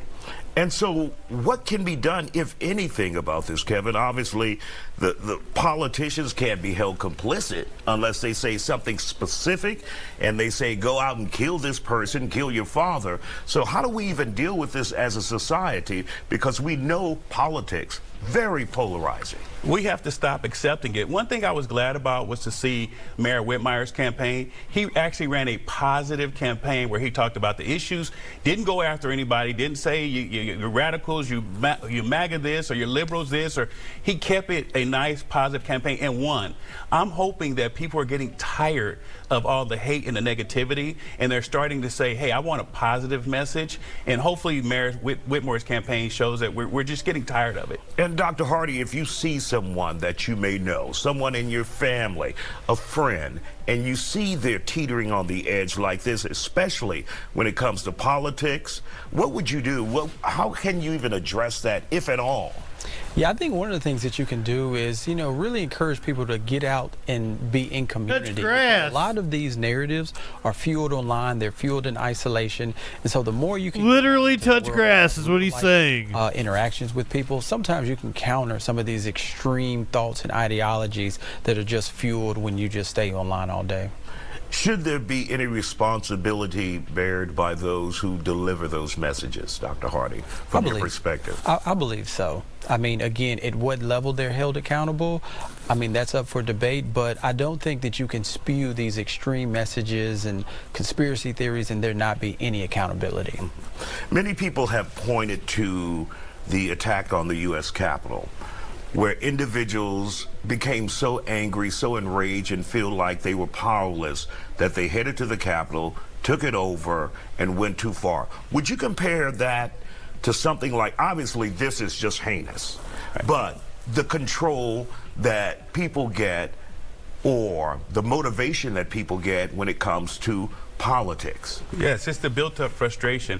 You're not only looking at that incident, but you're looking at even in Portland. If you remember, people took over part of the city of Portland, wouldn't let people come in or out. Yeah, to they go were to the police protesting station. police You know, people brutality. are starting to feel like they have no voice. It's the anger that politicians have given people. Like I said, it's great for fundraising. They weren't trying to overturn an election now, and it's because they're making. So the only way attorney and conservative. That explains why you had to bring that up. to hold people accountable. Misrepresented. Stop voting. You want a politician to change how they do things, vote them out of office. But if a politician is online just trying to make you mad and not really giving you a positive message about what they're going to do to change things, vote them out of office and you'll see that stop. All right, just a horrible situation. And of course, the suspect has been arrested, taken into custody. I'm sure he will get a mental evaluation. Yeah, at this point, it will. Thank you guys for joining us. You're like, I knew what he looked like. He was on video. Shit. Yeah, the content warning again. The next couple of stories are kind of, you know, our crime and punishment section. And this time it's pig punishment. There were some cops in Times Square in New York City, and apparently a group of migrants beat the shit out of them. Two suspects in the assault on the NYPD officers near Times Square. That video unbelievable, but those suspects have both been charged with robbery and felony assault. Lizette Nunez, she is live in Times Square where this assault happened with the very latest. Good morning, Lizette. Good morning, Dan and Tashani. Well, so far we have a total of 7 arrests, and police telling me this morning they are looking for 5 other suspects. Also new this morning is that we're hearing from Governor Hochul. She is weighing in on the attack, I should say, and also what she'd like prosecutors to consider. You saw the video. Reprehensible. Cowards. John Chell, the NYPD's chief of patrol, reacting to the video of 2 officers getting assaulted in Times Square by a group of men. On Saturday around 8:30 in the evening, wait, do we even know if they're migrants? Tried to break up a disorderly group on West 42nd Street outside a Midtown migrant shelter. When police tried these look like punk ass kids to take the person dressed in yellow into custody, that's when the group of men began assaulting the officers. Several people are seen repeatedly punching and kicking the officers in the head and body. It's not clear what led to the attack. As of Thursday, 7 people have been arrested. The suspects who've been arraigned have been released. You want to know why our cops are getting assaulted? There's no consequences. And we must change this. End of story. You're a spokesperson for the Manhattan DA's office writing in a statement, violence against police officers is never acceptable. It is paramount that we conclusively identify each defendant and specify each participant's role in the incident. Every defendant charged so far is facing felony charges that carry a penalty of up to 7 years. Yesterday, Governor Hochul was asked if the suspect should be deported. I think that's absolutely something that should be looked at. I mean, if someone commits a crime against a police officer in the state of New York, and they're not, you know, they're not here legally, definitely worth checking into. Fuck you, lady. And Governor Hochul went on to say that so far she hasn't been satisfied with the response, and that also that she's looking for prosecutors and judges to do the right thing. That's the latest here in Times Square. Tashani will send things back inside. Lizette, thank you. But fuck Hochul.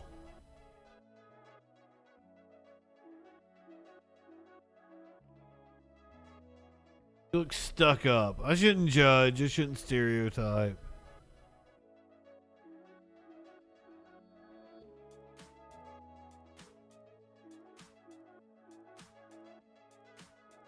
Go to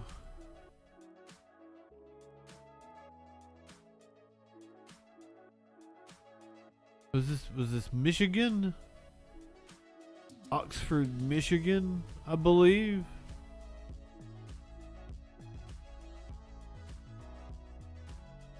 Where the mom of a school shooter is on trial. Her son Ethan was on camera going into the school apparently. Jennifer Crumbly breaks down watching the surveillance footage of her son Ethan. Could be a content warning situation.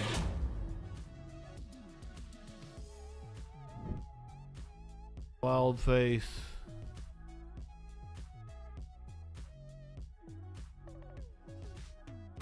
This court, Oh, shit. Bologna. on the defense's request, instructed the prosecutors not to show emotion. You instructed the prosecutors to tell our witnesses not to show emotion. And you instructed us to let our victims know. I don't think that's actually what I said. understand the ruling, Your Honor. I do. You're concerned about influence of the jury. I take no issue with it. But it was a difficult thing.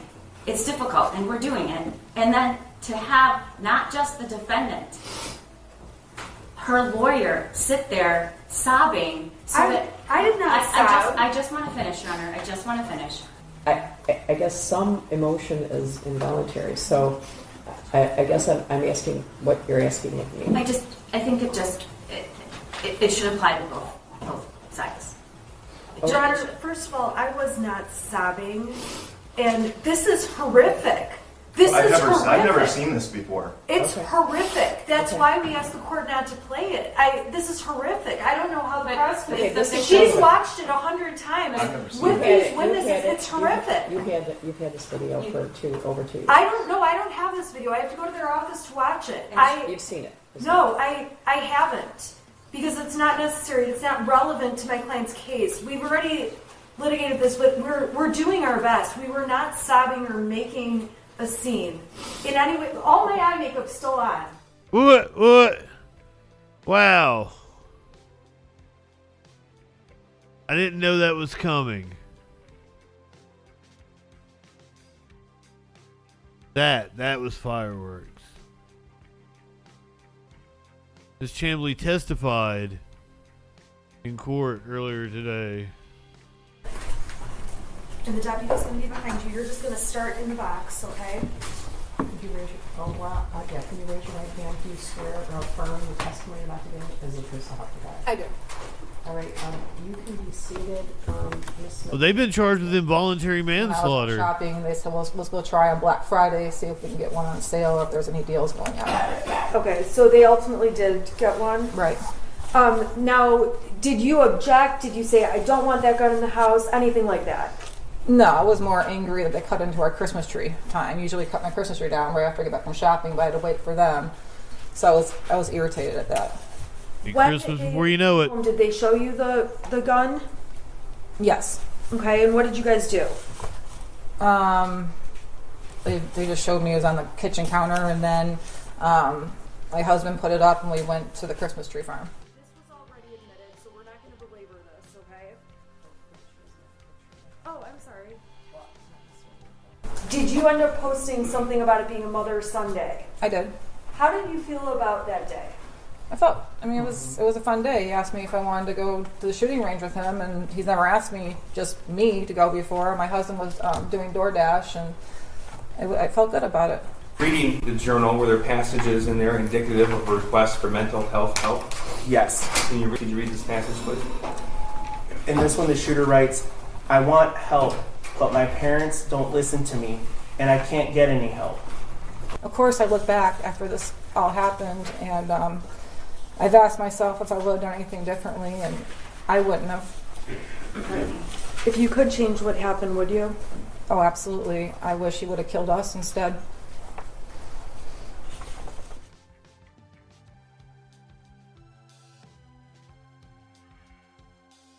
Oh, there's that.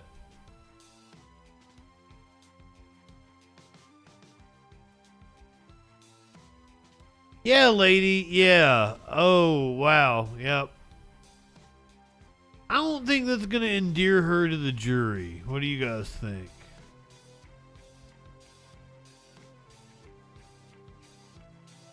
I like Joy Reid. She's like one of the good ones on MSNBC. And the right wing comes after her. Like, she really infuriates the right wing. She was caught on a hot mic moment. And I'm very interested to see what you guys think she's referring to on her little hot mic moment. Quesadilla. Over the weekend, President Biden said he's ready to take action if Congress is serious about solving the border issue. If that bill were the law today, I'd shut down the border right now and fix it quickly. And Congress needs to get it done. Starting another fucking war. Still trying to kill the... Starting another fucking war. Now they're talking about the border. So is she referring to Joe Biden is starting another fucking war at the border because of the Texas standoff?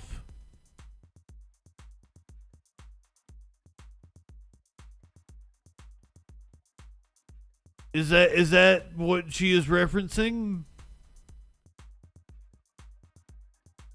I'm not exactly sure how to take that. Is she insinuating that Biden started the Ukraine war or the Israeli besiege of Gaza?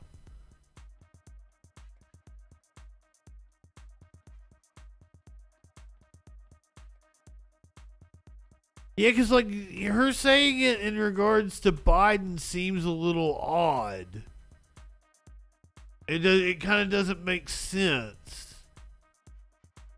Because fucking Texas is violating the Supreme Court. The Biden administration is trying to step in and save migrants from drowning and shit, and Texas is preventing them. Joy apologized at the end of the episode. Before we go, I just want to apologize very quickly. I was chatting during a clip that was playing, and, we try to keep this show very PG-13, so I just want to apologize to anyone who was listening to my... PG-13.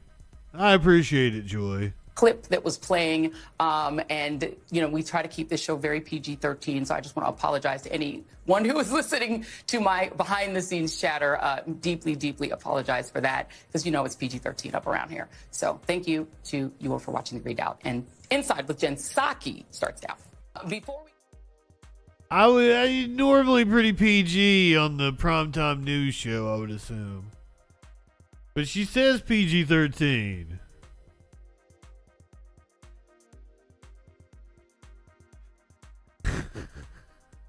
Let's keep it on the cable news, shall we? Let's do Newsmax. They're very, very upset about Taylor Swift. This whole Taylor Swift conspiracy. Well, I'm going to let you finish, but we're going to do Kanye first. Has her free will. Some people are saying you're controlling. She's TMZ. She's TMZ. What do you feel like it's okay? I'm a human being. All of this TMZ, this 30 miles on y'all sex celebrities, all this bullshit. I don't give a fuck what y'all got to do. What y'all gonna do? What y'all got to say? Come at me with that shit. Ask me that. You think you can walk up on me like that? Would you think that you a white woman, you can walk up on me like that and ask me some dumbass shit like that? Ask me if you're my wife, talking about this shit got free will? Are you crazy? You insane? This is America. You got free will, or you work for the devil? What? You got free will? You work for TMZ Company? I'm a legend. I work for the devil. You here to support Charlie Wilson. You come and ask me some dumbass shit about my wife. That's my wife. You understand? You wasn't asking shit when I couldn't see my kids. When I couldn't, do you have questions? Do you have questions when I wasn't able to see my kids? And that I only get visitation and don't have rights to where they go to school? You got questions for that, or you part of the system? You understand what I'm saying? Do you understand what I'm saying? You understand what I'm saying? What do you hear? What do you hear about that? Is that your job to go up to every celebrity, ask them some dumbass shit about their wife? I didn't want to kick you inside. No, tell me. Was it wrong for you to ask me about my wife some dumbass disrespectful shit like that? Was that wrong or right? sorry, Kanye. I just need my phone. No, answer the question. I'm supposed to answer your questions. Answer my question.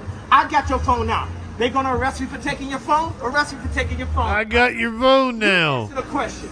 You asked me, did my wife have free will? Was that a dumbass, disrespectful question to come ask a grown-ass superhero? Answer the question. What's your name? What is your first and last name and address, Mitch? What are we doing? I just need my phone. Where is your phone? No, she came to me and said, Kanye has it. does your wife have free will to speak? She worked for TMZ. They How do be you running know on each other? Yeah, how do you know me, miss? I don't know you. What is her name? What is this lady's name? How do you know me, miss? Kanye West says. You're walking around in a Kanye West mask, being as Kanye West as possible. How do you know me? Dumbass, disrespectful question to come ask a grown-ass superhero. Answer the question. What's your name? What is your first and last name and address, Mitch? What are we doing? I just need my phone. Where is your phone? No, she came to me and said, does your wife have free will to speak? She worked for TMZ. They be running on each other. Yeah, how do you know me, miss? I don't know you. What is her name? What is this lady's name? I'm just a reporter. No, you're not just a reporter. What's your first and last name? I'm Melanie. Melanie what? What's your address? What you make a year? I'll pay you double. She's Melanie Mom Pants. Ooh! Now you smiling. Ooh! Get her contact. Yes, I will. I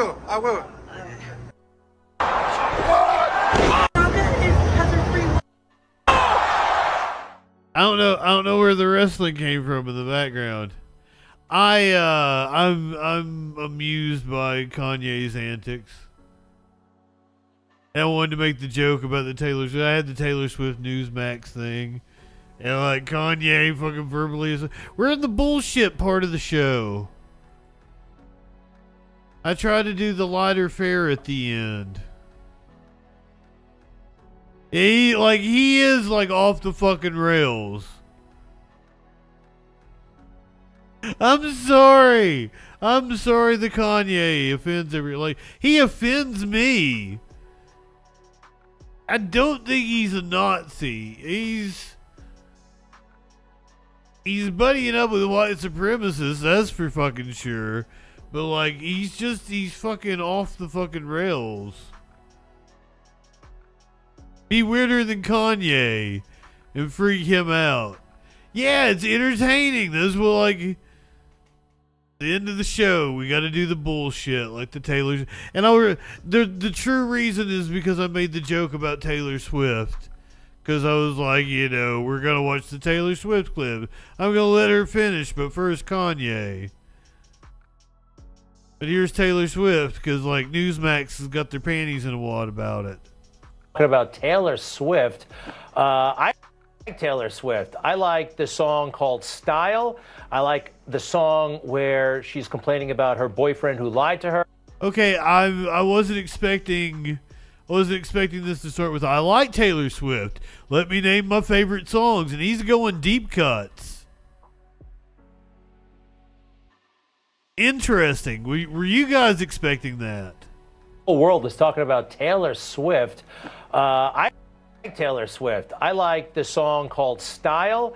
I like the song where she's complaining about her boyfriend who lied to her. I like the song where she complains about the boyfriend who dumped her. I like the song about the girlfriend who let her down on the big night. She was expecting all the support at the party.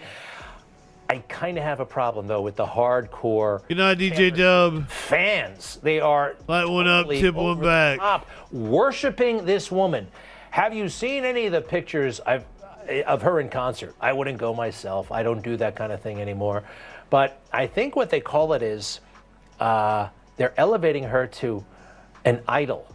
What? Idolatry. This is a little bit what idolatry, I think, looks like, and you're not supposed to do that. In fact, if you look it up in the Bible, it's a sin. So I don't like that. And I'm also, wow, the whole world is talking about Taylor. These are the Trump supporters. She's not my type. I don't like a skinny woman. I mean, there are skinny women I like. Overall, I don't think I like a skinny woman. But maybe if you get with the wrong woman, you can fix her. That's what Ted Nugent says. Ted Nugent explains how he fixed his wife Shemane during a recent appearance on the Tudor Dixon podcast. So it does not go to the section where he talks about fixing his wife. So we'll see how much we get into this. Welcome to the Tudor Dixon podcast. Shemane! You can already hear that this is going to be an interesting one because today Tudor Dixon. She ran against Gretchen Whitmer in Michigan for governor. She's a hardcore right-winger, a Trump supporter. I am joined by one of Michigan's very own, Ted Nugent. We live currently and always, but we want to return our government and our society to truth, logic, and common sense. So much love to you and your family during this wonderful September 1st, opening day of deer season, most states of the nation, opening day of dove season, where literally as you and I speak right now, dove season? Of millions of American families are out there hunting doves on September 1st. So happy opening day. Hey, I want to get into doves that because there's a few things that I want to talk specifically Michigan. Before I do, I want to talk about something else really quick. Before I get into that with Ted, I want to talk to you another about sponsor. EnviroCleanse. I have It is! Oh my God! Air pure. Oh my God! I called it. I saw it coming a mile away. Hunting lifestyle. I'm 75 years clean and sober because I was disciplined in the 75 years? Predator by my dad. How old is this bitch? Family. And as I mentioned, literally tens of millions more family hours of recreation is happening right now while you and I are speaking. On the opening day of dove season around the nation, because the dove is the number one, not only the number one she don't blink in the world, it's the number one game. Oh, there it was. Food by more family hours of recreation. Very important point. Doves. The recreation of our spirit and our energy and our soul, the recharging of our batteries by the healing powers of nature as a participant, as we balance the flocks and balance the herds to maximize the air, soil, and water cleansing of our environment and quality of life. But in Michigan, my beloved birth state of Michigan, I work in all 50 states. All 50 states have game departments that have anti-hunters and animal rights maniacs involved. And in my beloved state of Michigan, you guys enjoy Ted. I need a refill on my tea. I'll be right back. Literally everywhere I go, at the sushi bar, the Whole Foods, Tudor Dixon, the coffee shop where you wouldn't think it would be like Ted Nugent zone, it is a Ted Nugent zone because environmentalism starts with hands-on conservation, which is hunting, fishing, and trapping. And across the board, I have yet to find a Michigan resident that respects the Michigan Department of Natural Resources or the Michigan Natural Resource Commission. They have turned into soulless, power-abusing, I believe, criminal. Listen. I'm not the kind of person to make fun of somebody for their name.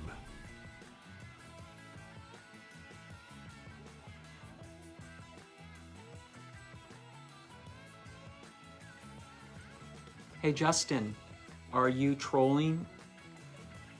But what the fuck kind of a name is Tudor Dixon? And the sad part is I kind of like it. The sad part is I'm kind of attracted to her. Say things like that, people go, oh, as if they would be anti-hunters of the Department of Natural Resources. Follow me on this outrageous statement I'm about to share with you. Oh, I didn't even think about that. Bird. In those regions, like all wildlife management, based on sustained yield, population dynamics, and sheer numbers, the sandhill crane is so overpopulated. You got pretty eyes. That finally, we raised enough hell. With I like DP.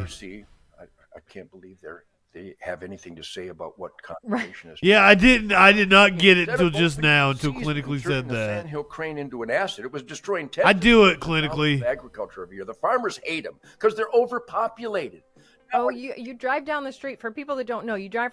I would love to feel my dick rubbing against your dick inside of her.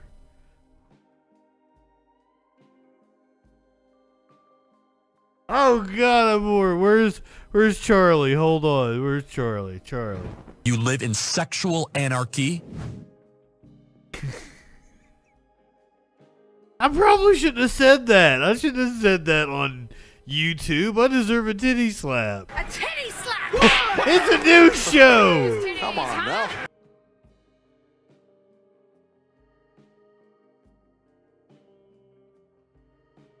On the street, you look into farmers' fields and you just see them all over the farmers' fields picking out the seeds. Yep. And We want the marriage advice. Asset, a renewable resource, family hours of recreation, millions of dollars in revenues for mom and pop businesses, sporting goods licenses, communist Chinese monsters. That's not your sex life. I want to hear about your sex life. To run business of November on a Sunday, some man thinks he can control that? I had to have my bow in a case. What role does a bow case play in conservation? Those that hate me hate the spirit of the best people in the world. And until Mike Moore or Whoopi Cushion Goldberg or Gretchen Whitmer shares a campfire with a dying little boy or a little girl because they mean something to them, they might want to just kiss my ass. Because I am special enough to qualify for those families in this difficult, emotional time of their lives to choose the old guitar player to say goodbye to their loved ones, which proves that I'm an okay guy in the hearts and minds of good people, which means that in the hearts and minds of bad people, I offend them. My spirit irritates their demons. I couldn't be more proud. Well, God bless you, and God bless you for doing that. I know that comes from the heart. It comes from a lifelong of understanding what it means to be family and take care of others, and family is all of the people of the church. So I appreciate what you do, and I thank you so much for being on here with us today, Ted Nugent. Well, Tudor, I'm going to have you on my Real Tudor America's Voice, and Shemane wants you on her Real America Voice. Faith. Shemane. Doing God's work, literally. You're literally doing God's work because you stand up for the divinely intervened U.S. Constitution and Bill of Rights. So we pray for your strength. We pray for America. And we're about to pray for the greatest Michigan hunting season in my 75 years. And God bless. But everybody, please raise hell. Join us at hunternation.com. Oh, because he said he'd been clean and sober for 75 years.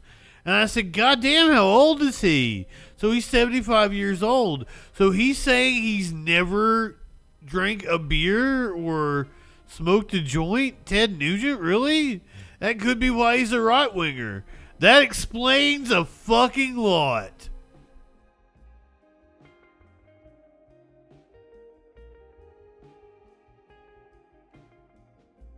That explains a whole fucking lot. If Ted Nugent had taken some acid in the 70s, we would not be watching this video right now. I don't know. Tudor Dixon makes me feel things, so I don't know. We might have to watch more of her podcast. But Tudor Dixon might get her. Tudor Dixon.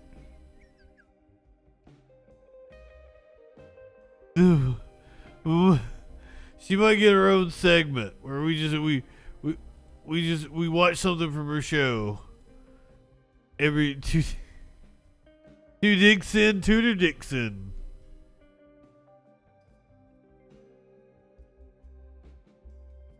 I drink. I just don't prefer drinking, right? Like it's not my preferred buzz. I like being, more in control. And I have a hard time drinking enough to have a buzz and not drinking too much to not enjoy it. Tutor dicks on. Tutor dicks on, tutor dicks off.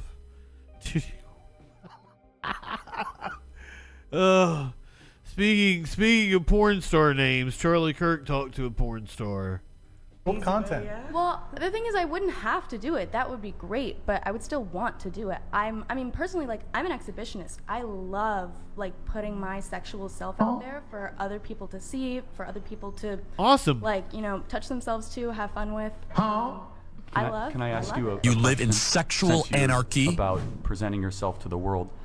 Do you have a good relationship with your father? Okay, here we go. No, I don't talk to him. I'm not surprised. Yeah. I actually think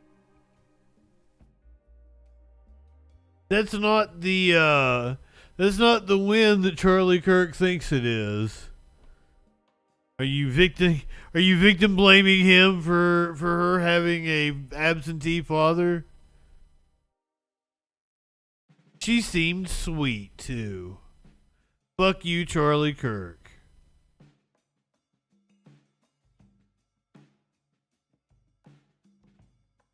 Speaking of sweet, I've got an overload of sweet for you. I've got so much sweet I might need to hit the content warning. I'm throwing the warning out to you right now. Here's a cat massaging another cat.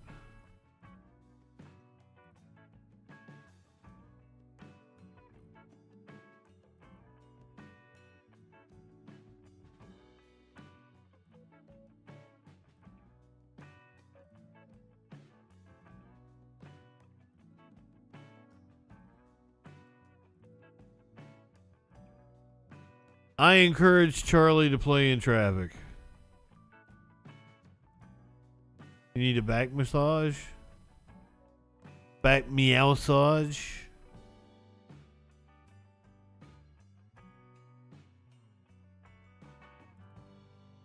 It's like it's posing for the camera. It knows. Little shit.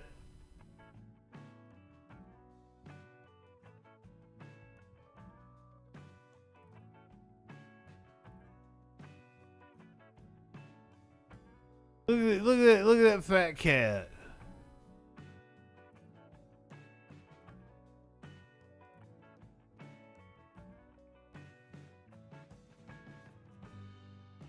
You think it's looking for a nipple? I don't even know what it's doing. Innately looking. Look, where'd that nibble at? Where'd that nibble? Where'd that nibble?